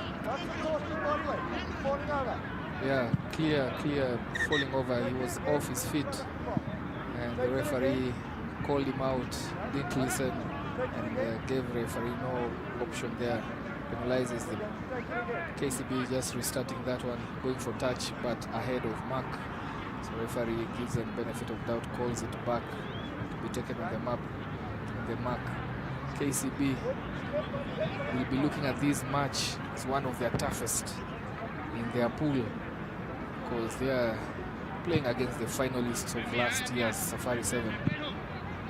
KCB, on the other hand, winners of the local circuit, 7th circuit, having at least 7 of their players out with the Shujaa and Morans. So losing quite a number of their regulars, but giving an opportunity to the rest to get themselves a good feel of an international tournament. Good line-out feed there. KCB hoisted well. Free play is an advantage, an offside advantage. KCB with some free play. Need to string in the passes. Brian Wahinya goes back against the grain. Good offload there, Jenkins Kipruto. That is KCB. That was an off-the-field move. This was straight from the training ground. You will have seen before that that first play, there was a discussion between Brian Wahinya and Stephen Zola together with Jenkins, and that moved. When it comes to fruition, when it comes out well, it's a marvel to watch. KCB hit back, tying this match 7-all, and their faithful followers in the crowd there. See, they're coming in on a cutback, and then Jenkins waiting for that offload after Sumba taken out the inside defender. So, well worked out move, and they get the benefits, they get the returns from that. Restart from Brian Wahinya, this time electing to go deep and to apply pressure on the defense, but he beat in on that man and gave an opportunity. Okesa just beat in, went in for that tackle, And that was all that Shogun needed to get themselves out of that fix. Now they have 2v1 attacking at pace. This is going to be a try. Floating and going back. Fantastic try there from Shogun Rugby. End-to-end stuff there. Ball moves from side to side. Quick recycling. All came from that one defensive error. And showing their pedigree. Shogun hitting right back after conceding a try.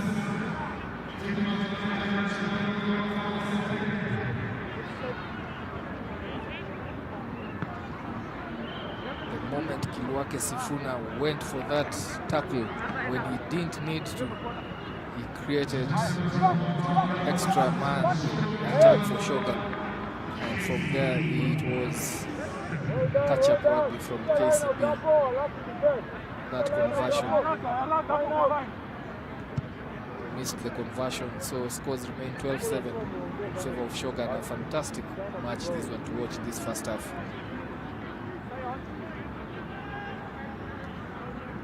Seconds remaining in this one. Tyson Maina coming under attentions.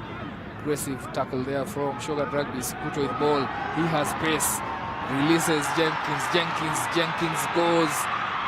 Gets tackled. Bundled into touch. And that signals the end of the first half.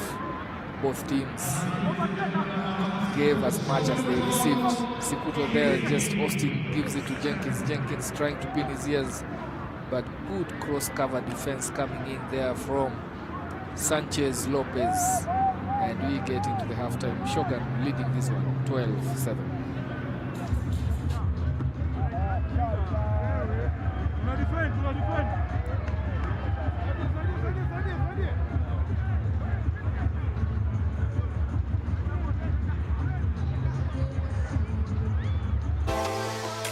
Here's how you can easily pay your utility bills on the new KCB mobile app. Open your KCB mobile app and click on Pay. Select Utility Bills and Services. Click Continue for first-time users. Select your preferred biller under Utility Bills. Under My Bills tab, select the source of funds. Enter your account number or meter number. Enter the amount and click Continue. Confirm the transaction and click Continue. Enter your PIN. Await confirmation and you're done. Download the new KCB mobile app today.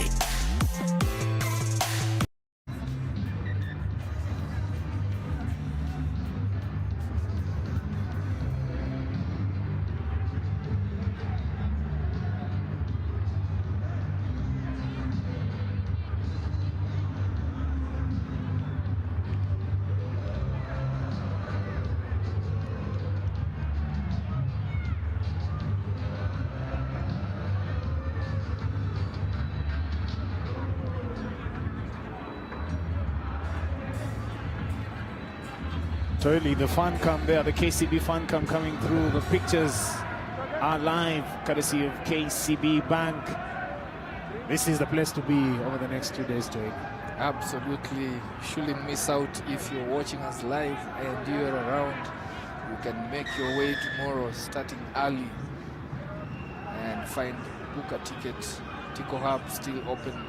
Make your way down to Nyayo National Stadium and watch front seat rugby here. Yeah, that's a forward pass there. KCB tackling strongly. Remember, the game is still on a balance here. 12-7 is the scoreline. KCB giving a good account of themselves. A depleted KCB side, but nonetheless, the depth within the KCB team really shows, and this is why they have lost several players to the national side, but can be able to actually compete against a team like Shogun. Yeah, and you see there, as you say, so Emmanuel Opondo coming in, replacing Brian Wahinya, and Stephen Osumba going out. Maya Clyde coming in. So you've spoken rightly, because 12-7 would account, and the second half is where we get to see how deep their resilience run for KCB. Getting shoved. KCB there looking to attack from deep. Brought in the likes of Branton Lusesi. An opportunity here for Branton there on the wing. Big ball player there, Branton Lusesi.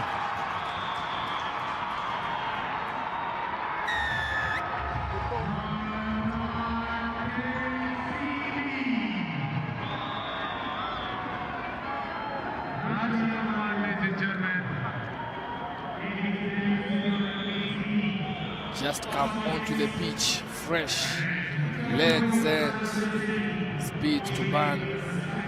Scores and ties the match 12-all against 2024 losing finalists Shogun Rugby.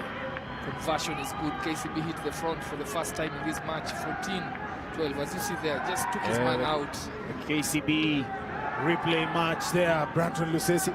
I mean, this young man, they kept him locked up in the SportPesa National Stadium series. Look at his running lines. Look at his body position. And he knew from the onset, I had my man, and he finished. He's part of that class of Raven Ambale, Jackson Siketa. Yeah, the guys who played for Butula. Actually, not Butula, Koyonzo. Yes, Koyonzo. Yes, and good servant of the game. They're giving Shogun, as Manuel Apondo went off his feet, but they're giving a good account of themselves, and don't be lied to.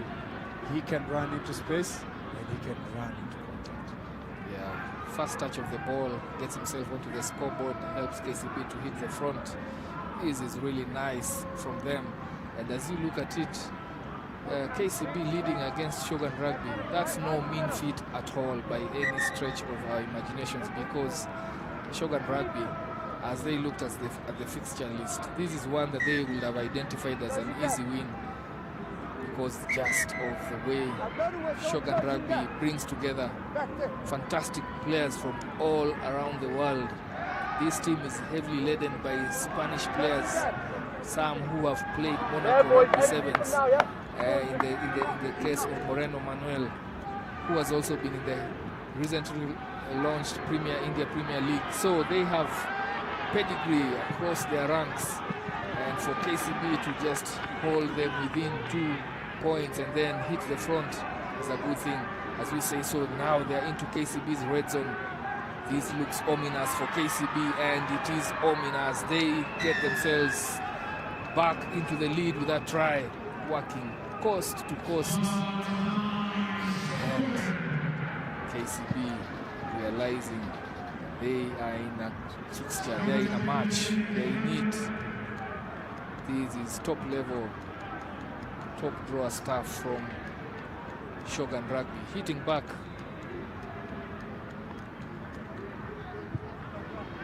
Conversion just sails wide.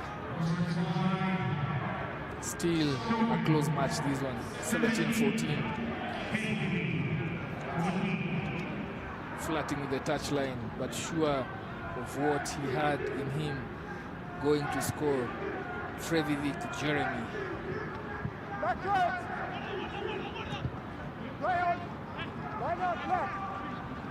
Line out ball in favor of Shogun Rugby in KCB's half. KCB have to hold on to this one. Over 2 minutes to play. This is where the rubber meets the road in these last 2 minutes. The bench has been emptied. Onto the pitch is Sunday Dominic for KCB.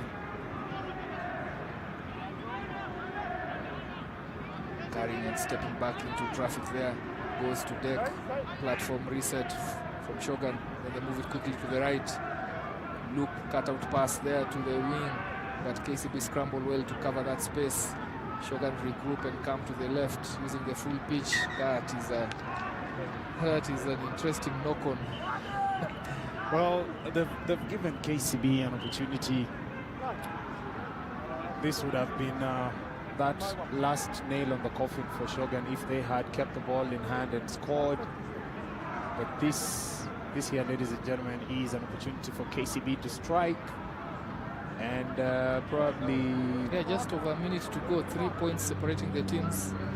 KCB wouldn't have dreamt of this, as we see on your picture there. The youngest boy on the pitch, 18-year-old Kelvin Ochieng.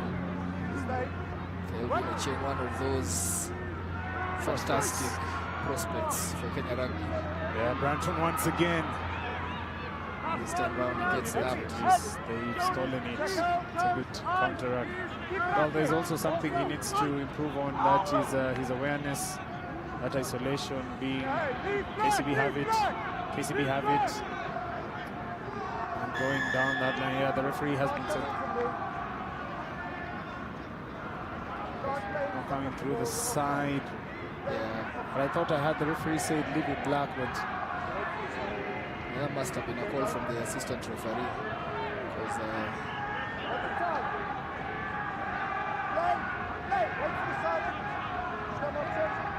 yeah, taking time there, managing the clock. Shogun Rugby, very dark arts. Yeah, the referee, I think, basically, I think both sets of players just struggling to listen to him well. I think communication is probably players struggling just to get to understand, listen to him well, the dialect and the all. Shogun very wise there to just run down the clock, but that ball looks to be turned over. Shogun surviving this one, coming back. It is a cease-over game, and KCB went to the front only to concede. Last 2 minutes to play, and KCB giving a good account of themselves here. Shogun surviving a scare from KCB, winning this one 17-14. KCB, the rude chances, will rue the chances that they had to win this one, but they still have 2 more to play for.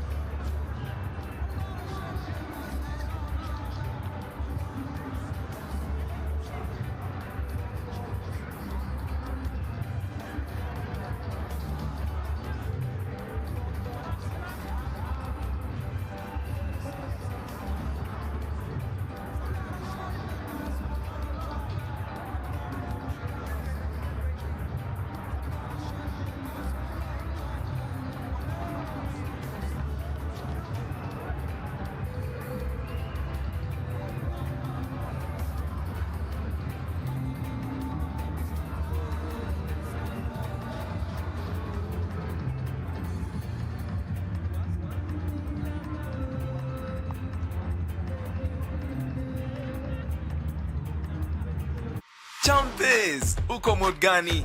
The new KCB mobile app adapts to you, your mood, and your mode. Ingia selfie mode and securely log into the app via your Face ID ama fingerprint. Tunatambua pia wewe ni mjanja ikifika kwa do. Fika thrift mode and access more ways to pay and transfer money. Scan to pay, pay to Vumatil or Paybill, prepaid cards, mobile transfers. Financial decisions pia lazima zikuwe tops. Move to investor mode and grow your money na fixed deposit ama goal savings account. Extend protection yako through the app. Flip to protect mode and access insurance products kama motor vehicle cover. One app for all your modes. Download the new KCB mobile app today. KCB, for people, for better. We all start from somewhere. From a dusty football pitch, muddy tracks, our focus has always remained locked onto excellence. When we joined hands, hello everybody, and especially to we dared to challenge the boundaries. Welcome to a night of footballing history. Showcasing the world the very essence of our capabilities. With every pass, every run, with fans filling the stands, we made every moment count.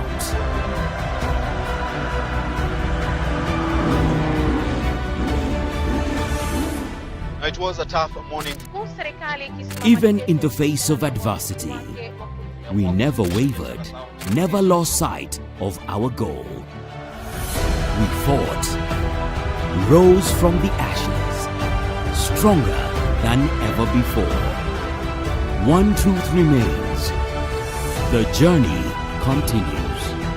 Every contribution counts, from the player on the field to the fans in the stands, and even our journalists telling our stories to the world.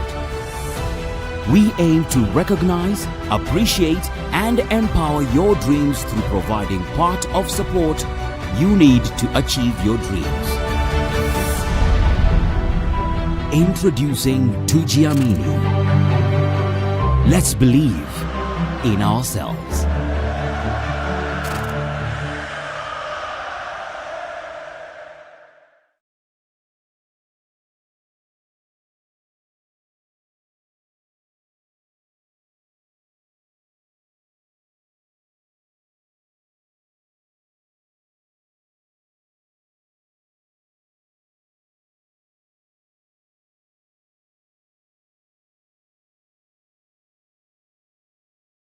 Here's how you can open an account on the new KCB mobile app. Download the KCB mobile app from the App Store, Play Store, or App Gallery. Open your KCB mobile app.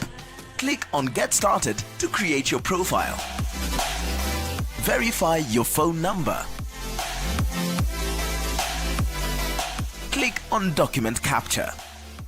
Fill in your personal info with either your ID or passport. Verify your info and click Continue. Take a selfie for identification and click Continue. Create a secure PIN and confirm. Wait for document verification. Once confirmed, enable notifications na biometrics. On the KCB mobile app homepage, click on Account. Select a KCB account. Go through and accept the T's and C's and privacy policies. Review features and click Open Account now. Enter your PIN to proceed. Fill in your residential and occupation details. Fill in your bank support details. Click Continue. Enter and verify your email to get updates. Await confirmation and you're set. Download the new KCB mobile app today. If you're in customer service, big up yourself. Let's enjoy our week and remember, mission possible. Karibu SportPesa, naitwa Dennis, naongea na nani? Hey everyone out there. Hello everyone. Hello guys. This is Bana Choro, Head of Operations SportPesa. Joe Noru, Elias JK. My name is Doreen and I'm in the customer service department. It's that time of the year again in October where we get to celebrate the Customer Service Week. Providing customer service to me means being able to create the bridge and the connection point between the brand and the customers. I'm always excited helping a new customer feel confident, from registration to placing a bet. My most rewarding interaction, I'd say, there's the interactions where you normally have with certain clients who contact us a lot, and you even get to a point where you even become friends with these clients. Another special moment is calling the winners. I'm always excited to call the winners. I always want to hear how they feel about winning, especially the huge amounts. The theme for 2025 is Mission Possible, and for us in SportPesa, our mission is to make our customer proud by being accessible, by being able to address all your challenges. We use all the resources we have from our end and systems to be able to make sure that the client's issue is sorted. So to our customer service team, we celebrate you, we are proud of what you do, and to our customers out there, we'll continue to make your mission with SportPesa possible. Have fun, we are here for you. I'd like to celebrate our colleagues who are always making sure that the customers are sorted 24/7. Happy Customer Service Week. Happy Customer Service Week. Mission Possible. Your mission is possible with SportPesa. Thank you. Top shotter, top shotter, top shotter. Here's how you can link your existing KCB account on the new KCB mobile app. Download the new KCB mobile app from the Play Store or App Store. Open your KCB mobile app and click on Get Started. Review and accept the T's and C's and privacy policies. Click Send Verification and verify your phone number. Click Continue. Enter your document info and click Continue. Proceed to verify with your previous PIN. Click Continue on the PIN setup page. Create and confirm your new PIN. Enable push notifications and biometrics. Click Continue. On the home page, click Link your KCB account. Select Link your existing KCB account and click Continue. Enter the KCB account number. Review and accept the T's and C's and privacy policies. Click Continue and enter your PIN. Await confirmation and you're set. Download the new KCB mobile app today. Bila kuwa na tough mind, kuambia ni ngumu. Mpaka mtu akue kabisa na akili ile kabisa tough, kwa sababu mbio si fun. Talent demands sacrifice. Why boxing is because one day a man just came and slapped me. I wanted to go to the gym, learn the skills and get a revenge on any kind of man who would want to take advantage of me. Miaka mingi iliyopita watu walikuwa wanaonekana kama watu ambao ni wakichakani, lakini sasa tuna jina nzuri kupitia hii sponsorship ya SportPesa. There's some races that I wasn't able to participate because I didn't get the funds. But now that Jamini is in the picture, my dream is to take part in the Tour de France, biggest race, cycling race worldwide. Jamini, through SportPesa, gathered its resources and decided that let's revolutionize how we support the sports and talent ecosystem, be it the individual players or even the teams in Kenya. In the spirit of Tujiamini, you touch a life. Kuna talanta ambayo ilikuwa inakufa lakini umefufua. The journey has only just begun. Jumpers! Uko mood gani? The new KCB mobile app adapts to you, your mood and your mode. Ingia selfie mode and securely log into the app via your Face ID ama fingerprint. Tunatambua pia wewe ni mjanja ikifika kwa door. Fika thrift mode and access more ways to pay and transfer money. Scan to pay, pay to Vumatil or Paybill, prepaid cards, mobile transfers. Financial decisions pia lazima zikuwe tops. Move to investor mode and grow your money in a fixed deposit ama goal savings account. Extend protection yako through the app. Flip to protect mode and access insurance products come on motor vehicle cover. One app for all your modes. Download the new KCB mobile app today. KCB, for people, for better. Here's how you can easily open a goal savings account on the new KCB mobile app. Open your KCB mobile app and click on savings. Click open a goal account. Review and accept the T's and C's and privacy policies. Review account features and click open goal account. Enter your goal name, amount, duration and click continue. Select the source of funds account and initial deposit. Check details and click confirm. Await a confirmation receipt and you're set. Download the new KCB mobile app today.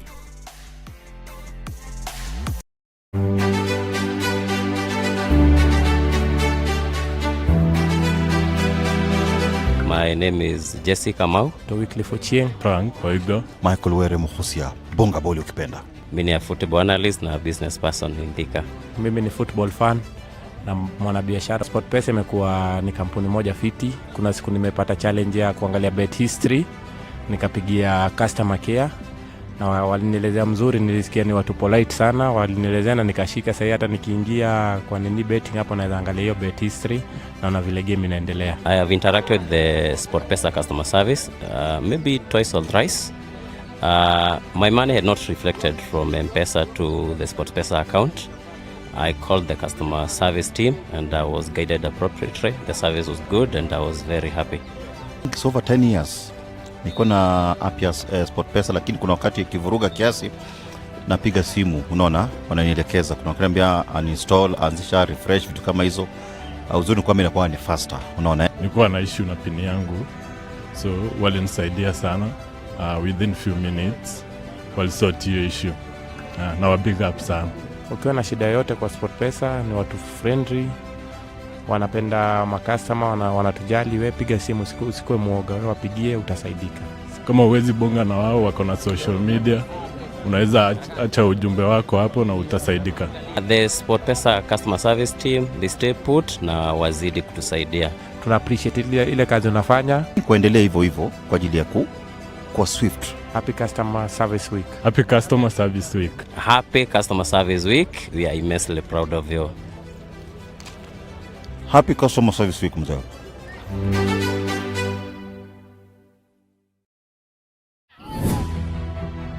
We all start from somewhere. From a dusty football pitch, muddy tracks, our focus has always remained locked onto excellence. When we joined hands, hello everybody, and especially to we dared to challenge the boundaries. Welcome to a night of footballing history.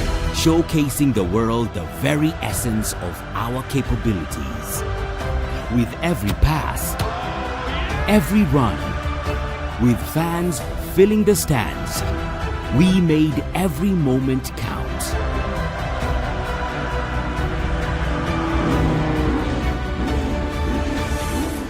It was a tough morning. Even in the face of adversity, we never wavered, never lost sight of our goal. We fought, rose from the ashes, stronger than ever before. One truth remains: the journey continues.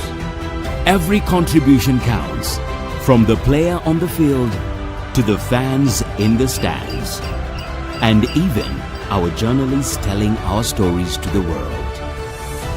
We aim to recognize, appreciate, and empower your dreams through providing part of support you need to achieve your dreams. Introducing Tujiamini. Let's believe in ourselves.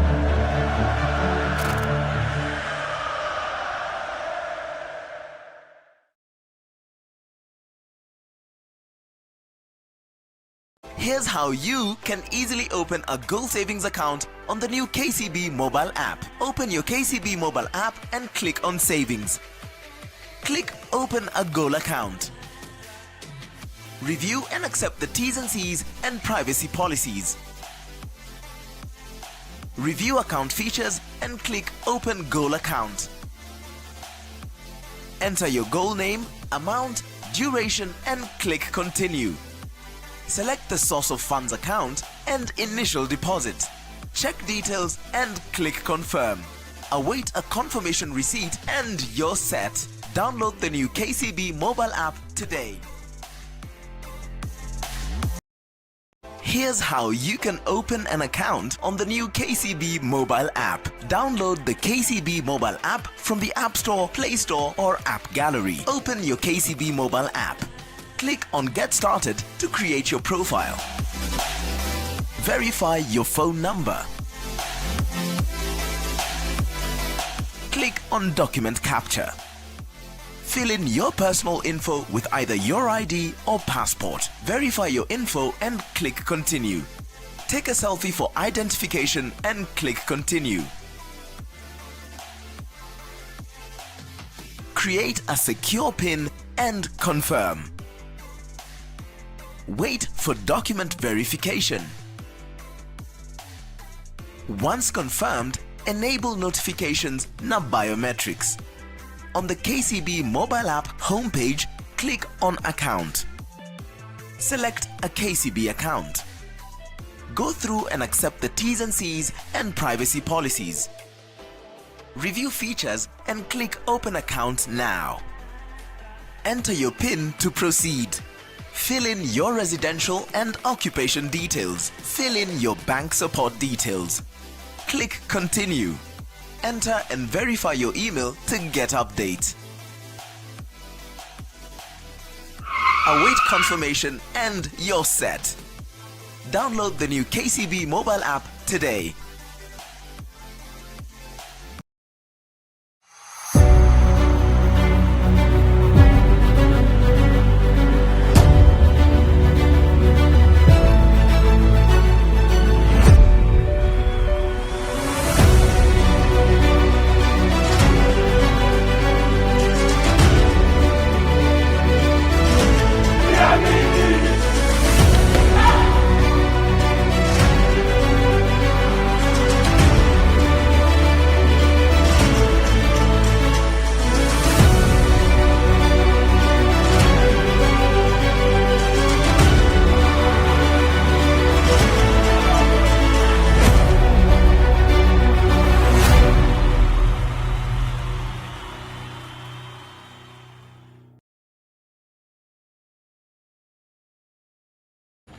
Bila kuwa na tough mind, kuambia ni ngumu.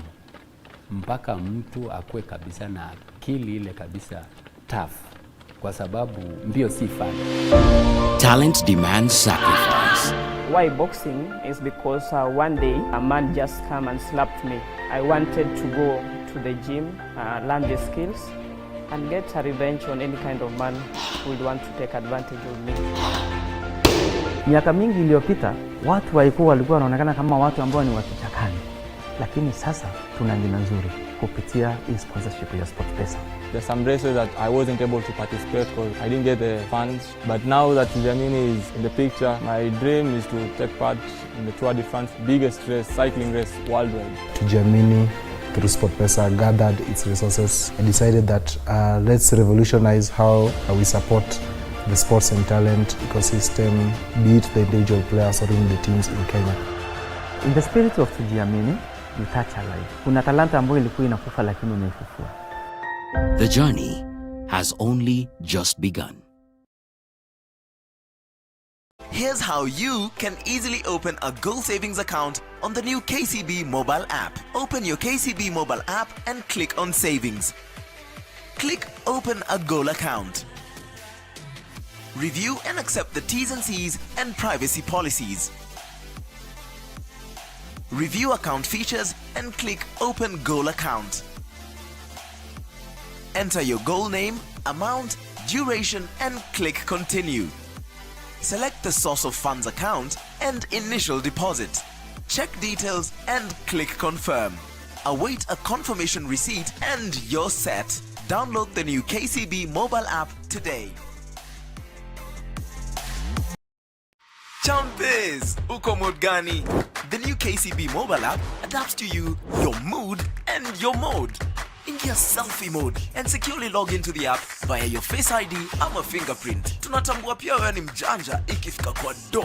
Fika thrift mode and access more ways to pay and transfer money. Scan to pay, pay to Vumatil or Paybill, prepaid cards, mobile transfers. Financial decisions pia lazima zikuwe tops. Move to investor mode and grow your money na fixed deposit ama goal savings account. Extend protection yako through the app. Flip to protect mode and access insurance products kama motor vehicle cover. One app for all your modes. Download the new KCB mobile app today. KCB, for people, for better.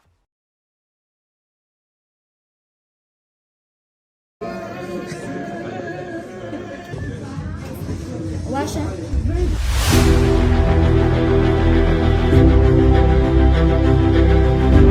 Vipi watu wangu, ni rada safi na bigi, rada safi na SportPesa. In this episode is all about celebrating SportPesa's excellence as the top betting brand in Kenya.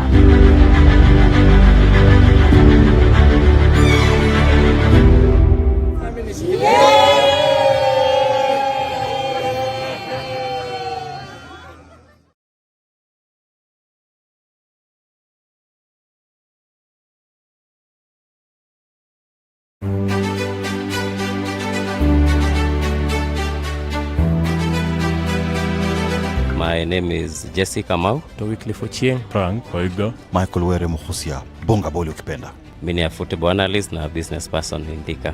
Mimi ni football fan na mwanabiashara. SportPesa imekuwa ni kampuni moja fiti. Kuna siku nimepata challenge ya kuangalia bet history, nikapigia customer care na walinielezea mzuri, nilisikia ni watu polite sana, walinielezea na nikashika. Sasa hata nikiingia kwa nini betting hapo naweza angalia hiyo bet history na vile game inaendelea. I have interacted with the SportPesa customer service maybe twice or thrice. My money had not reflected from M-Pesa to the SportPesa account.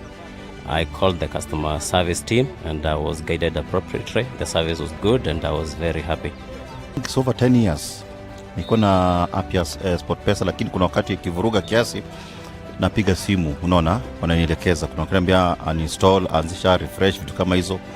Uzuri kwa mimi inakuwa ni faster, unaona. Nilikuwa na issue na pin yangu, so walinisaidia sana. Within few minutes walisort hiyo issue. Na wa big up sana. Ukiwa na shida yote kwa SportPesa, ni watu friendly, wanapenda makastoma, wanatujali. Wewe piga simu, usikue muoga, wewe wapigie, utasaidika. Kama uwezi bonga na wao, wako na social media, unaweza acha ujumbe wako hapo na utasaidika. The SportPesa customer service team, they stay put na wazidi kutusaidia. Tuna appreciate ile kazi unafanya. Kuendelea hivyo hivyo kwa ajili ya kwa Swift. Happy Customer Service Week. Happy Customer Service Week. Happy Customer Service Week. We are immensely proud of you. Happy Customer Service Week mzee.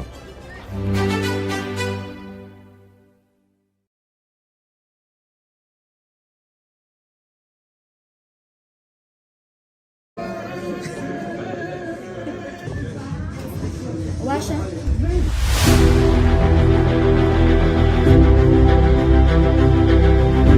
Vipi watu wangu, ni rada safi na bigi, rada safi na SportPesa. In this episode is all about celebrating SportPesa's excellence as the top betting brand in Kenya.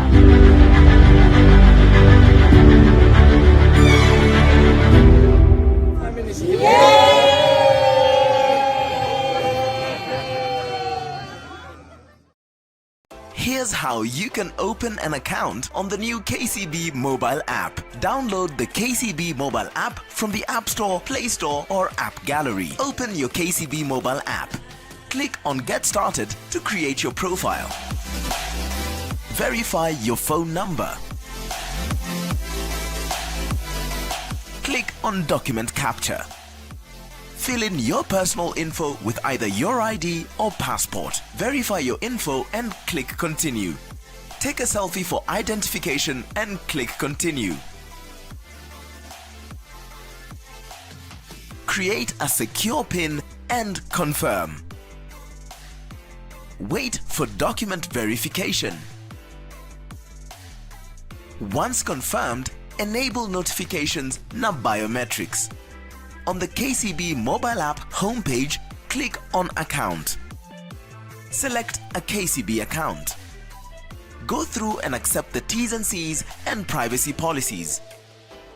Review features and click Open Account now. Enter your PIN to proceed. Fill in your residential and occupation details. Fill in your bank support details. Click Continue. Enter and verify your email to get updates. Await confirmation and you're set. Download the new KCB mobile app today.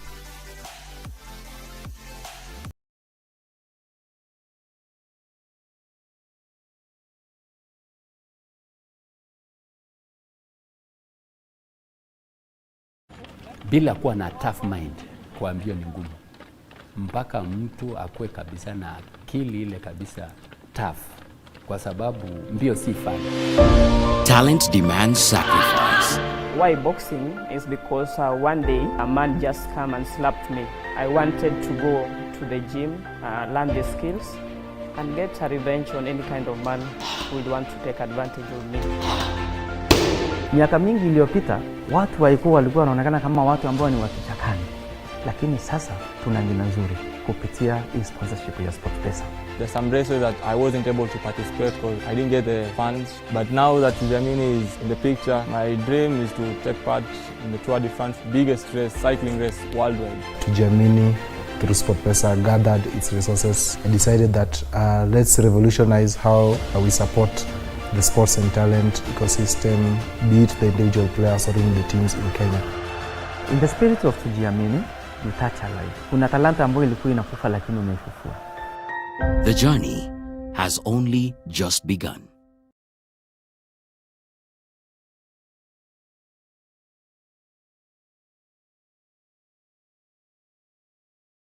Here's how you can open an account on the new KCB mobile app. Download the KCB mobile app from the App Store, Play Store or App Gallery. Open your KCB mobile app.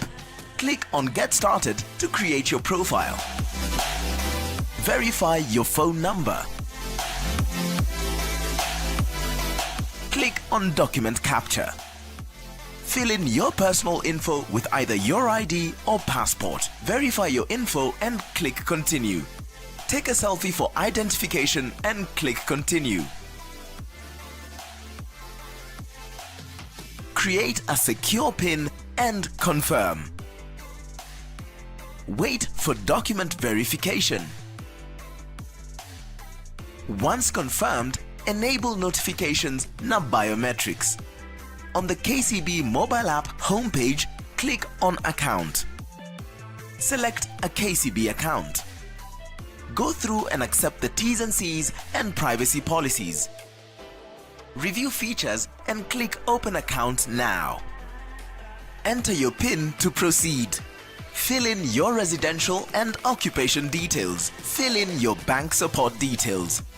Click Continue. Enter and verify your email to get updates. Await confirmation and you're set. Download the new KCB mobile app today.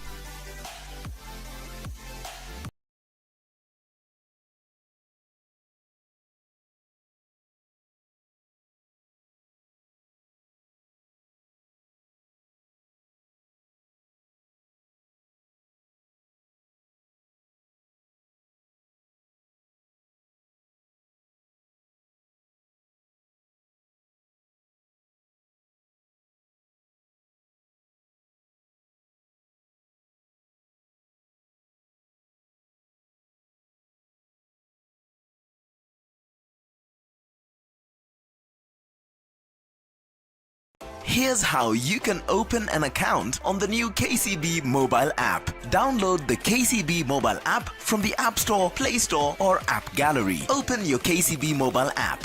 Click on Get Started to create your profile. Verify your phone number. Click on Document Capture. Fill in your personal info with either your ID or passport. Verify your info and click Continue. Take a selfie for identification and click continue.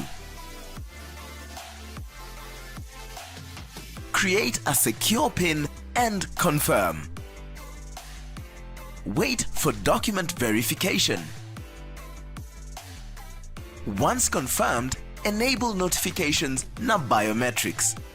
On the KCB mobile app homepage, click on Account. Select a KCB account. Go through and accept the T's and C's and privacy policies. Review features and click Open Account now. Enter your PIN to proceed. Fill in your residential and occupation details. Fill in your bank support details. Click Continue. Enter and verify your email to get update. Await confirmation and you're set. Download the new KCB mobile app today.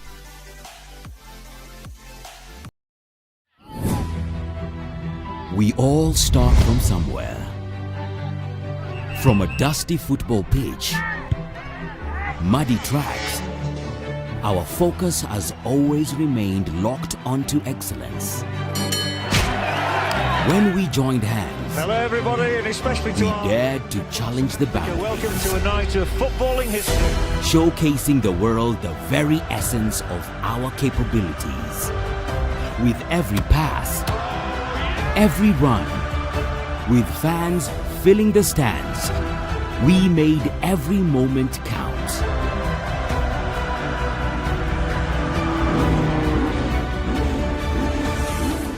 It was a tough morning.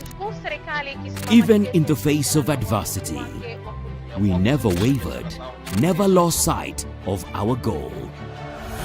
We fought, rose from the ashes, stronger than ever before. One truth remains: the journey continues.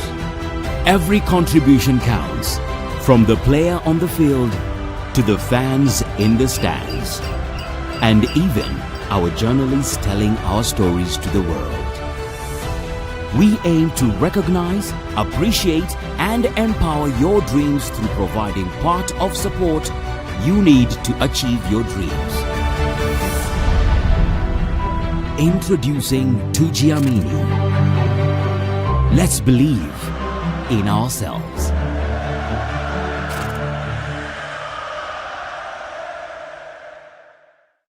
If you're in customer service, big up yourself. Let's enjoy our week and remember, mission possible. Karibu SportPesa, naitwa Dennis, naongea na nani? Hey everyone out there. Hello everyone. Hello guys. This is Bana Choro, head of operations SportPesa. Joe Noru, Elias, JK. My name is Doreen and I'm in the customer service department. It's that time of the year again in October where we get to celebrate the customer service week. Providing customer service to me means being able to create the bridge and the connection point between the brand and the customers. I'm always excited helping a new customer feel confident, from registration to placing a bet. My most rewarding interaction, I'd say, there's the interactions where you normally have with certain clients who contact us a lot, and you even get to a point where you even become friends with these clients. Another special moment is calling the winners. I'm always excited to call the winners.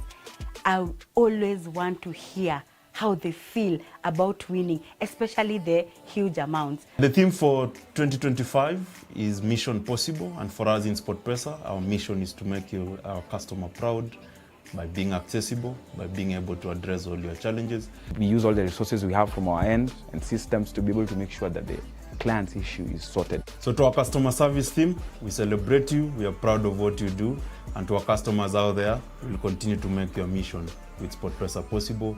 Have fun, we are here for you. I'd like to celebrate our colleagues who are always making sure that the customers are sorted 24/7. Happy Customer Service Week. Happy Customer Service Week. Mission possible. Your mission is possible with SportPesa. Okay. Top shotter, top shotter, top shotter. Here's how you can easily open a fixed deposit account on the new KCB mobile app. Open your KCB mobile app and click on Savings. Click Open a Fixed Deposit Account. Review and accept the T's and C's and privacy policies.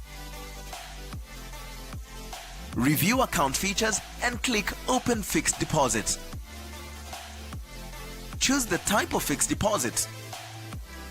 Select the source of funds account and set the amount. Set your duration and destination account after maturity. Check your details and click Confirm. Await a confirmation receipt and you're set. Download the new KCB mobile app today. Here's how you can link your existing KCB account on the new KCB mobile app. Download the new KCB mobile app from the Play Store or App Store. Open your KCB mobile app and click on Get Started. Review and accept the T's and C's and privacy policies. Click Send Verification and verify your phone number. Click Continue. Enter your document info and click Continue. Proceed to verify with your previous PIN. Click Continue on the PIN Setup page. Create and confirm your new PIN. Enable push notifications and biometrics. Click Continue. On the home page, click Link your KCB account. Select Link your existing KCB account and click Continue. Enter the KCB account number. Review and accept the T's and C's and privacy policies. Click Continue and enter your PIN. Await confirmation and you're set. Download the new KCB mobile app today. What does it mean to beat the odds? It's about courage, belief, and seizing every opportunity that comes your way. Kwa while you're betting, it's not just about taking risks. Ni kuturn challenges into triumphs. Behind every win, kuna jani iko filled with dreams, determination, and defying the odds. Meet some of our incredible winners who dared to dream big and turn their bold bets into extraordinary wins. These are real people who took on the big challenge and came out on top. Their stories remind us that as SportPesa, Karibu SportPesa, beat the odds, shinda sasa.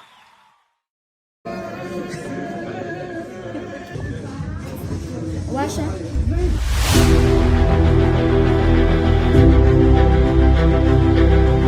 Vipi watu wangu, ni rada safi na bigi, rada safi na SportPesa. In this episode is all about celebrating SportPesa's excellence as the top betting brand in Kenya.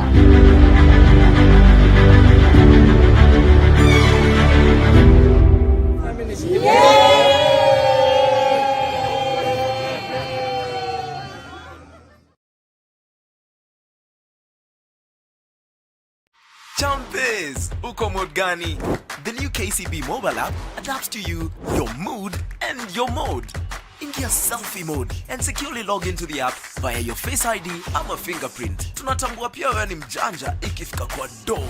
Fika thrift mode and access more ways to pay and transfer money. Scan to pay, pay to Vumatil or Paybill, prepaid cards, mobile transfers.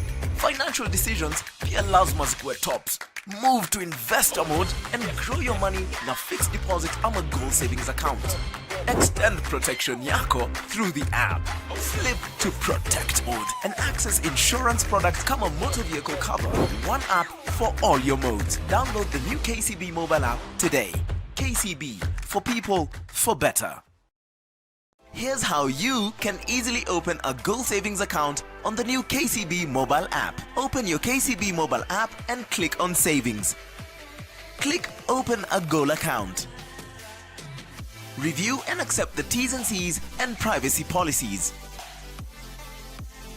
Review account features and click Open Goal account. Enter your goal name, amount, duration and click continue. Select the source of funds account and initial deposit. Check details and click confirm. Await a confirmation receipt and you're set. Download the new KCB mobile app today.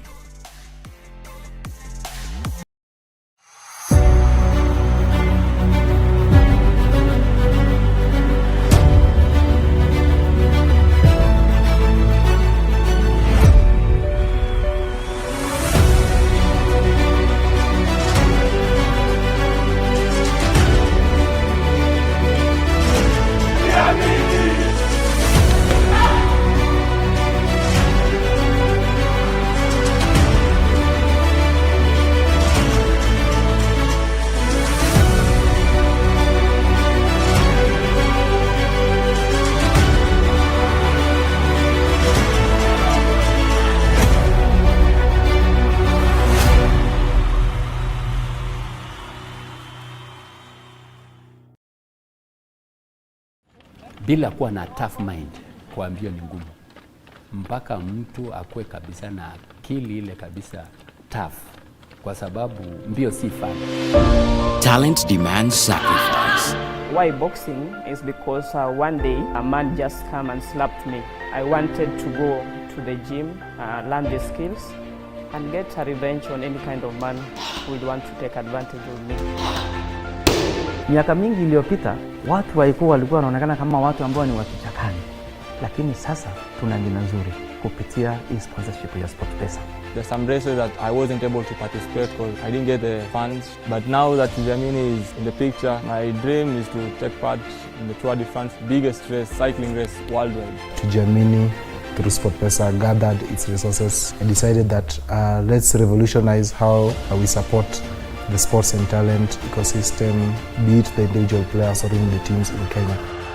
In the spirit of Tujiamini, you touch a life. Kuna talanta ambayo ilikuwa inakufa lakini umeifufua. The journey has only just begun.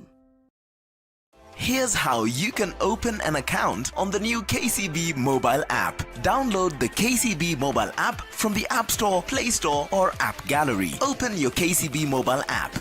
Click on Get Started to create your profile. Verify your phone number. Click on Document Capture. Fill in your personal info with either your ID or passport. Verify your info and click Continue. Take a selfie for identification and click Continue.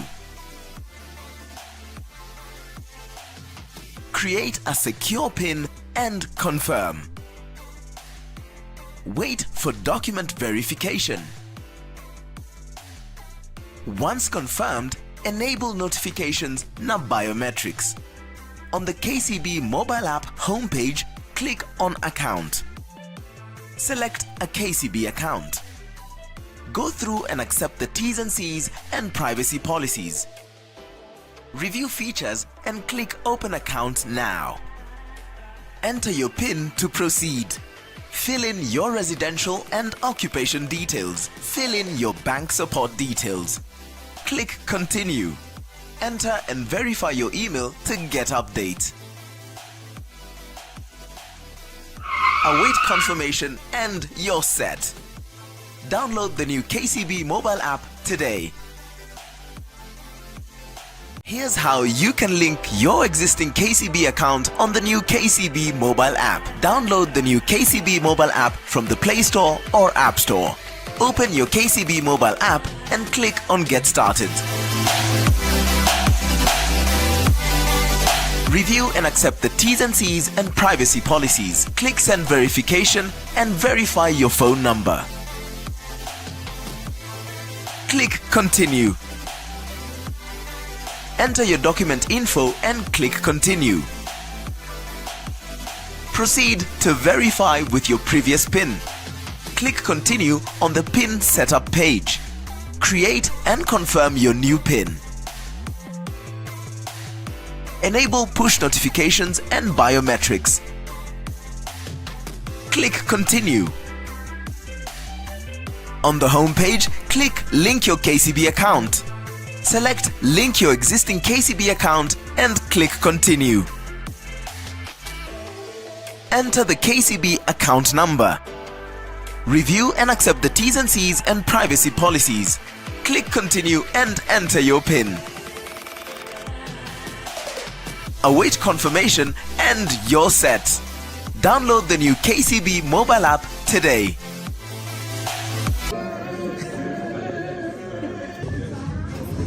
Washa.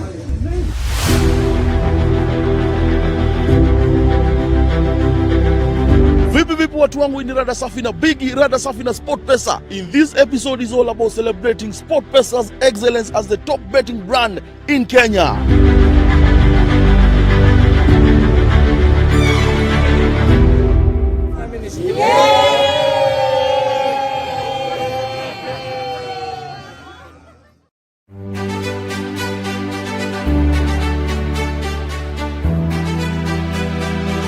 My name is Jesse Kamau. The weekly for Chieng. Frank Oigo. Michael Were Muhusia. Bonga boli ukipenda. Mimi ni football analyst na business person in Thika. Mimi ni football fan na mwanabiashara. SportPesa imekuwa ni kampuni moja fiti. Kuna siku nimepata challenge ya kuangalia bet history, nikapigia customer care na walinielezea mzuri, nilisikia ni watu polite sana, walinielezea na nikashika. Sasa hata nikiingia kwa nini betting hapo naweza angalia hiyo bet history na na vile game inaendelea. I have interacted with the SportPesa customer service maybe twice or thrice. My money had not reflected from M-Pesa to the SportPesa account. I called the customer service team and I was guided appropriately. The service was good and I was very happy. It's over 10 years. Niko na app ya SportPesa, lakini kuna wakati ikivuruga kiasi napiga simu, unaona, wananielekeza. Kuna wakaniambia uninstall, anzisha, refresh, vitu kama hizo. Uzuri kwa mimi inakuwa ni faster, unaona. Nilikuwa na issue na pin yangu, so walinisaidia sana. Within few minutes walisort hiyo issue. Na wa big up sana. Ukiwa na shida yote kwa SportPesa, ni watu friendly, wanapenda makastoma, wanatujali. Wewe piga simu, usikue muoga, wewe wapigie, utasaidika. Kama uwezi bonga na wao, wako na social media, unaweza acha ujumbe wako hapo na utasaidika. The SportPesa customer service team, they stay put na wazidi kutusaidia. Tuna appreciate ile kazi unafanya. Kuendelea hivyo hivyo kwa ajili ya kwa Swift. Happy Customer Service Week. Happy Customer Service Week. Happy Customer Service Week. We are immensely proud of you. Happy Customer Service Week, mzee.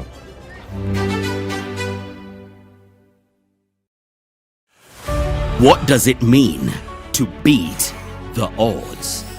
It's about courage, belief, and seizing every opportunity that comes your way. Kwa while you're betting, it's not just about taking risks. Ni kuturn challenges into triumphs. Behind every win, kuna jani iko filled with dreams, determination, and defying the odds. Meet some of our incredible winners who dared to dream big and turn their bold bets into extraordinary wins. These are real people who took on the big challenge and came out on top. Their stories remind us that as SportPesa, we are made of winners. Na sisi ni factory ya mamillionaire. With every bet, unakaribia the big mega seat. So, uko ready to beat the odds hii season? Enda pale ke.sportpesa.com. Ukue the next mega millionaire. Karibu SportPesa. Beat the odds. Shinda sasa. Here's how you can easily open a goal savings account on the new KCB mobile app. Open your KCB mobile app and click on savings. Click open a goal account. Review and accept the T's and C's and privacy policies. Review account features and click open goal account. Enter your goal name, amount, duration and click continue. Select the source of funds account and initial deposit. Check details and click confirm. Await a confirmation receipt and you're set. Download the new KCB mobile app today. Here's how you can link your existing KCB account on the new KCB mobile app. Download the new KCB mobile app from the Play Store or App Store. Open your KCB mobile app and click on Get Started. Review and accept the T's and C's and privacy policies. Click Send Verification and verify your phone number. Click Continue. Enter your document info and click Continue. Proceed to verify with your previous PIN. Click Continue on the PIN setup page. Create and confirm your new PIN. Enable push notifications and biometrics. Click Continue. On the home page, click Link your KCB account. Select Link your existing KCB account and click Continue. Enter the KCB account number. Review and accept the T's and C's and privacy policies. Click Continue and enter your PIN. Await confirmation and you're set. Download the new KCB mobile app today.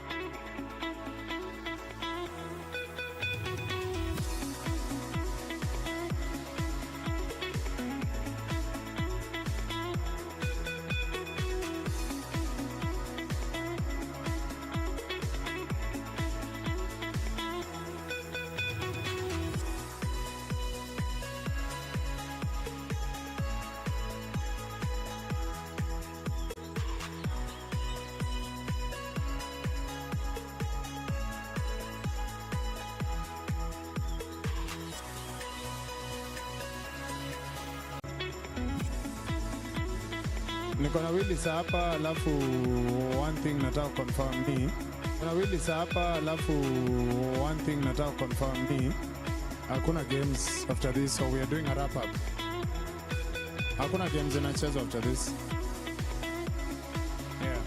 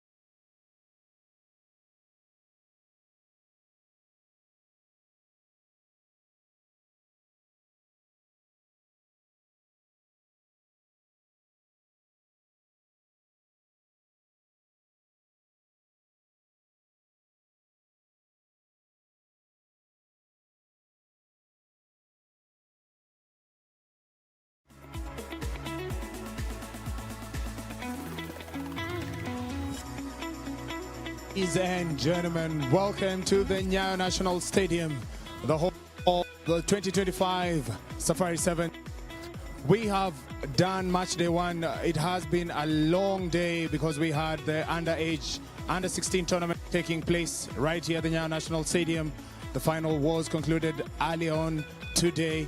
We've played the opening round of the senior men and women's category, but most importantly, we have come to the end of match day one.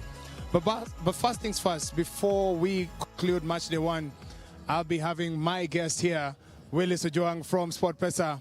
Karibu sana, Willis. Thank you so much. Willis, I mean, we've had a long day today. Yeah, it's been a long day. I know you're exhausted. Yeah. But what are your sum-ups, I mean, in terms of what we've witnessed today, in terms of rugby on the pitch, and of course, both on and off the pitch? So I think, thank you so much. I think we're all excited for this edition of the Safari Sevens. Quite interesting, really good, because we get to see, in fact, back then in primary, we used to be told some of Kenya's exports to the world is tea, coffee, and all that. But now we have a case where we get to see our pride. Basically, the national team beat the Shujaa, Lionesses, the Morans, and the other ladies teams, and then the winners of the 7th circuit battle it out in the pitch. I think day one has been good. There's been good action both on the pitch, a lot of competitiveness, people pulling in their weight, people really proving that they came here not only just to participate, but for a podium finish. Of course, there's been a little bit of hitches, but that hasn't downed the mood of the fans. Off the pitch, I think being a holiday, it's been a good hangout for most of the rugby fans, not just rugby fans, but even the sporting community in general. I think coming at a time when probably even for the lovers of sports, the entire sport is coming at an international break, it's really a good moment for Kenyans and sports lovers. So on and off the pitch, the energy can be felt, a lot of excitement, and we can't wait for what day 2 and 3 really holds. Yeah, speaking of day 2 and 3. We are apologizing, actually, ladies and gentlemen, if you're joining from home. It's because the games haven't come this evening as scheduled because there was a technical problem with the stadium lighting. So we apologize for this. But most importantly, we and the tournament organizing team are working so hard behind the scenes to make sure that tomorrow we are ready for both match day 2 and match day 3. Now, Willis, yes, we didn't get to watch Shujaa today.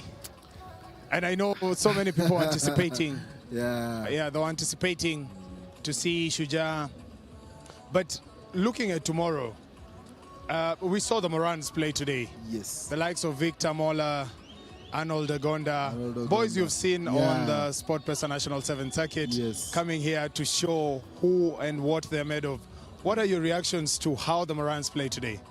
For me, I think I'm a happy man, and I'm sure as the Sport Pesa community we are happy because our aim for getting into the local circuit, which we eventually renamed to Sport Pesa Sevens, has actually yielded fruits because the local circuit, which just got concluded a few weeks ago, was meant to become a feeder and a precursor in terms of that feeding program into the Shujaa and the Morans. So I think the scouts, the coaches, the technical team were able to spot quite a number of individuals, really interesting and good talent that we've seen put in the weight. And I was just speaking to someone on the sidelines, and someone was very optimistic and making very radical predictions that they can't wait for probably a possible fixture where Shujaa will get to meet Morans. And they were actually betting on Morans proving a bit of a challenge even for Shujaa, and of course even other teams. So it's still early to call it right now, but for us we're really proud because that excitement, basically everyone in the Morans team just stamping the authority they're not here by chance but by merit. Yeah, speaking of the Morans, they have come through. I mean, their play is basically trying to mirror what the Shujaa team is, and that is the future. And speaking to the corporate side of it, how proud are you by the fact that Sport Pesa were part and parcel of this, but also speak to the likes of KCB Bank, who have partnered with this tournament just to make sure that we are beaming live across the globe, and what impact this leaves in terms of Sevens rugby? So I think this has always been our rallying call. We normally say, of course, the cake is too big. There's always enough share for everyone. But I think when we got in all our sponsorships, and specifically even for rugby, once we got into this, we gave a rallying call, even to other corporates, basically telling them that, guys, let's come together, let's join hands to basically elevate the sports. And to see the likes of KCB, of course, coming in and basically pushing in and putting a lot of investment to ensure that we have a proper production and live stream environment. Remember, all these teams from across the world have fans back home who are able to follow every move, every action of the pitch. Basically, they're able to cheer their teams on. And I think it speaks to a lot more of collective effort, even to the other teams. We've seen government come in, we've seen a lot more players in the private sector also just coming on board to ensure that we have a successful tournament. And I think by the time we get to Sunday, we'll have seen a lot of that desired action and the impact that we wanted from the get-go. Yes, the impact has been felt both on and off the pitch. Yes. But most importantly, for day 2 and day 3, we have the fans who are supposed to come through at the Nyayo National Stadium to watch the games. I mean, what do you have to tell the fans? I mean, where we are, the quality, and what to expect both on and off the pitch. So I think let me start with on the pitch. I can't wait. Basically, we still have a number of exciting games that will still be played. On the pitch, I think the teams, you can actually see a lot of excitement. Guys can't wait for that whistle for kickoff to blow. And it's going to be an entertaining 2 days of rugby action. It's going to be exciting. The teams are ready. We've seen a lot of preparation happening. The weather is just right for it. the officiation, the excitement, and of course, together with that entire environment, so a lot of Kenyan fans just cheering on, from the Mwamba ladies to even the Lionesses, who picked their first win and all. So that excitement, the cheer, the energy off the pitch is there. But then also the other experiences that we can't wait to feel part of is what other partners have also brought on board. Remember, we have the likes of Tusker, who've always been the after party and the entertainment partner. So that environment is going to be good, it's going to be beautiful. And we can basically urge those who are hearing us from home that there is enough to give them a reason to come over to the pitch, because we have enough food vendors, we have play zones for the kids, we have places where people are able to have just gamification and all that. So we can basically just ask them to turn out for day 2 and day 3 for a good time of their. Well, that has been Willis Ojuang from SportPesa. This Mazingira Day, Willis, we've spent the day here, but most importantly, it's October, it's Cancer Awareness Month. SportPesa involved with cancer awareness this month. What do you have to speak to that? And also, just to finish up today, what are your final remarks as we look towards tomorrow? If you are here for some thrilling rugby action, it will be nice to get to know the old folks, the guys who've been playing some many years back, showcase their skills. And this is also about fun, and most importantly, it's coming through really well.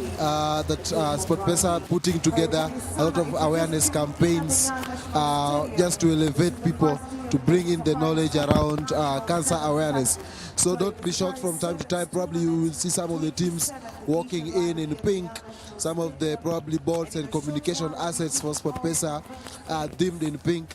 Basically, we are saying we are also leading the pack in all respect to all those who are affected, those who are surviving, and also just trying to elevate people to be a lot more cautious in terms of cancer awareness, breast cancer awareness and preparedness. So yes, that is off the field of action, but it's part of our social responsibility that we believe will really go a long way and will create the impact that we desire as a company as well.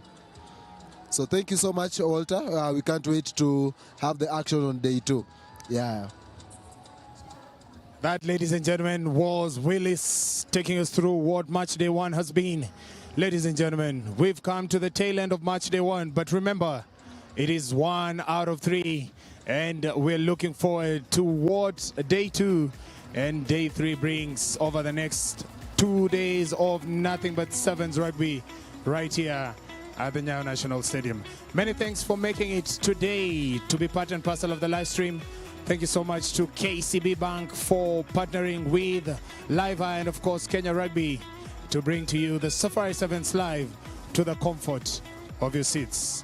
Being your host, my name is Walter Rangi. Tuonane day 2.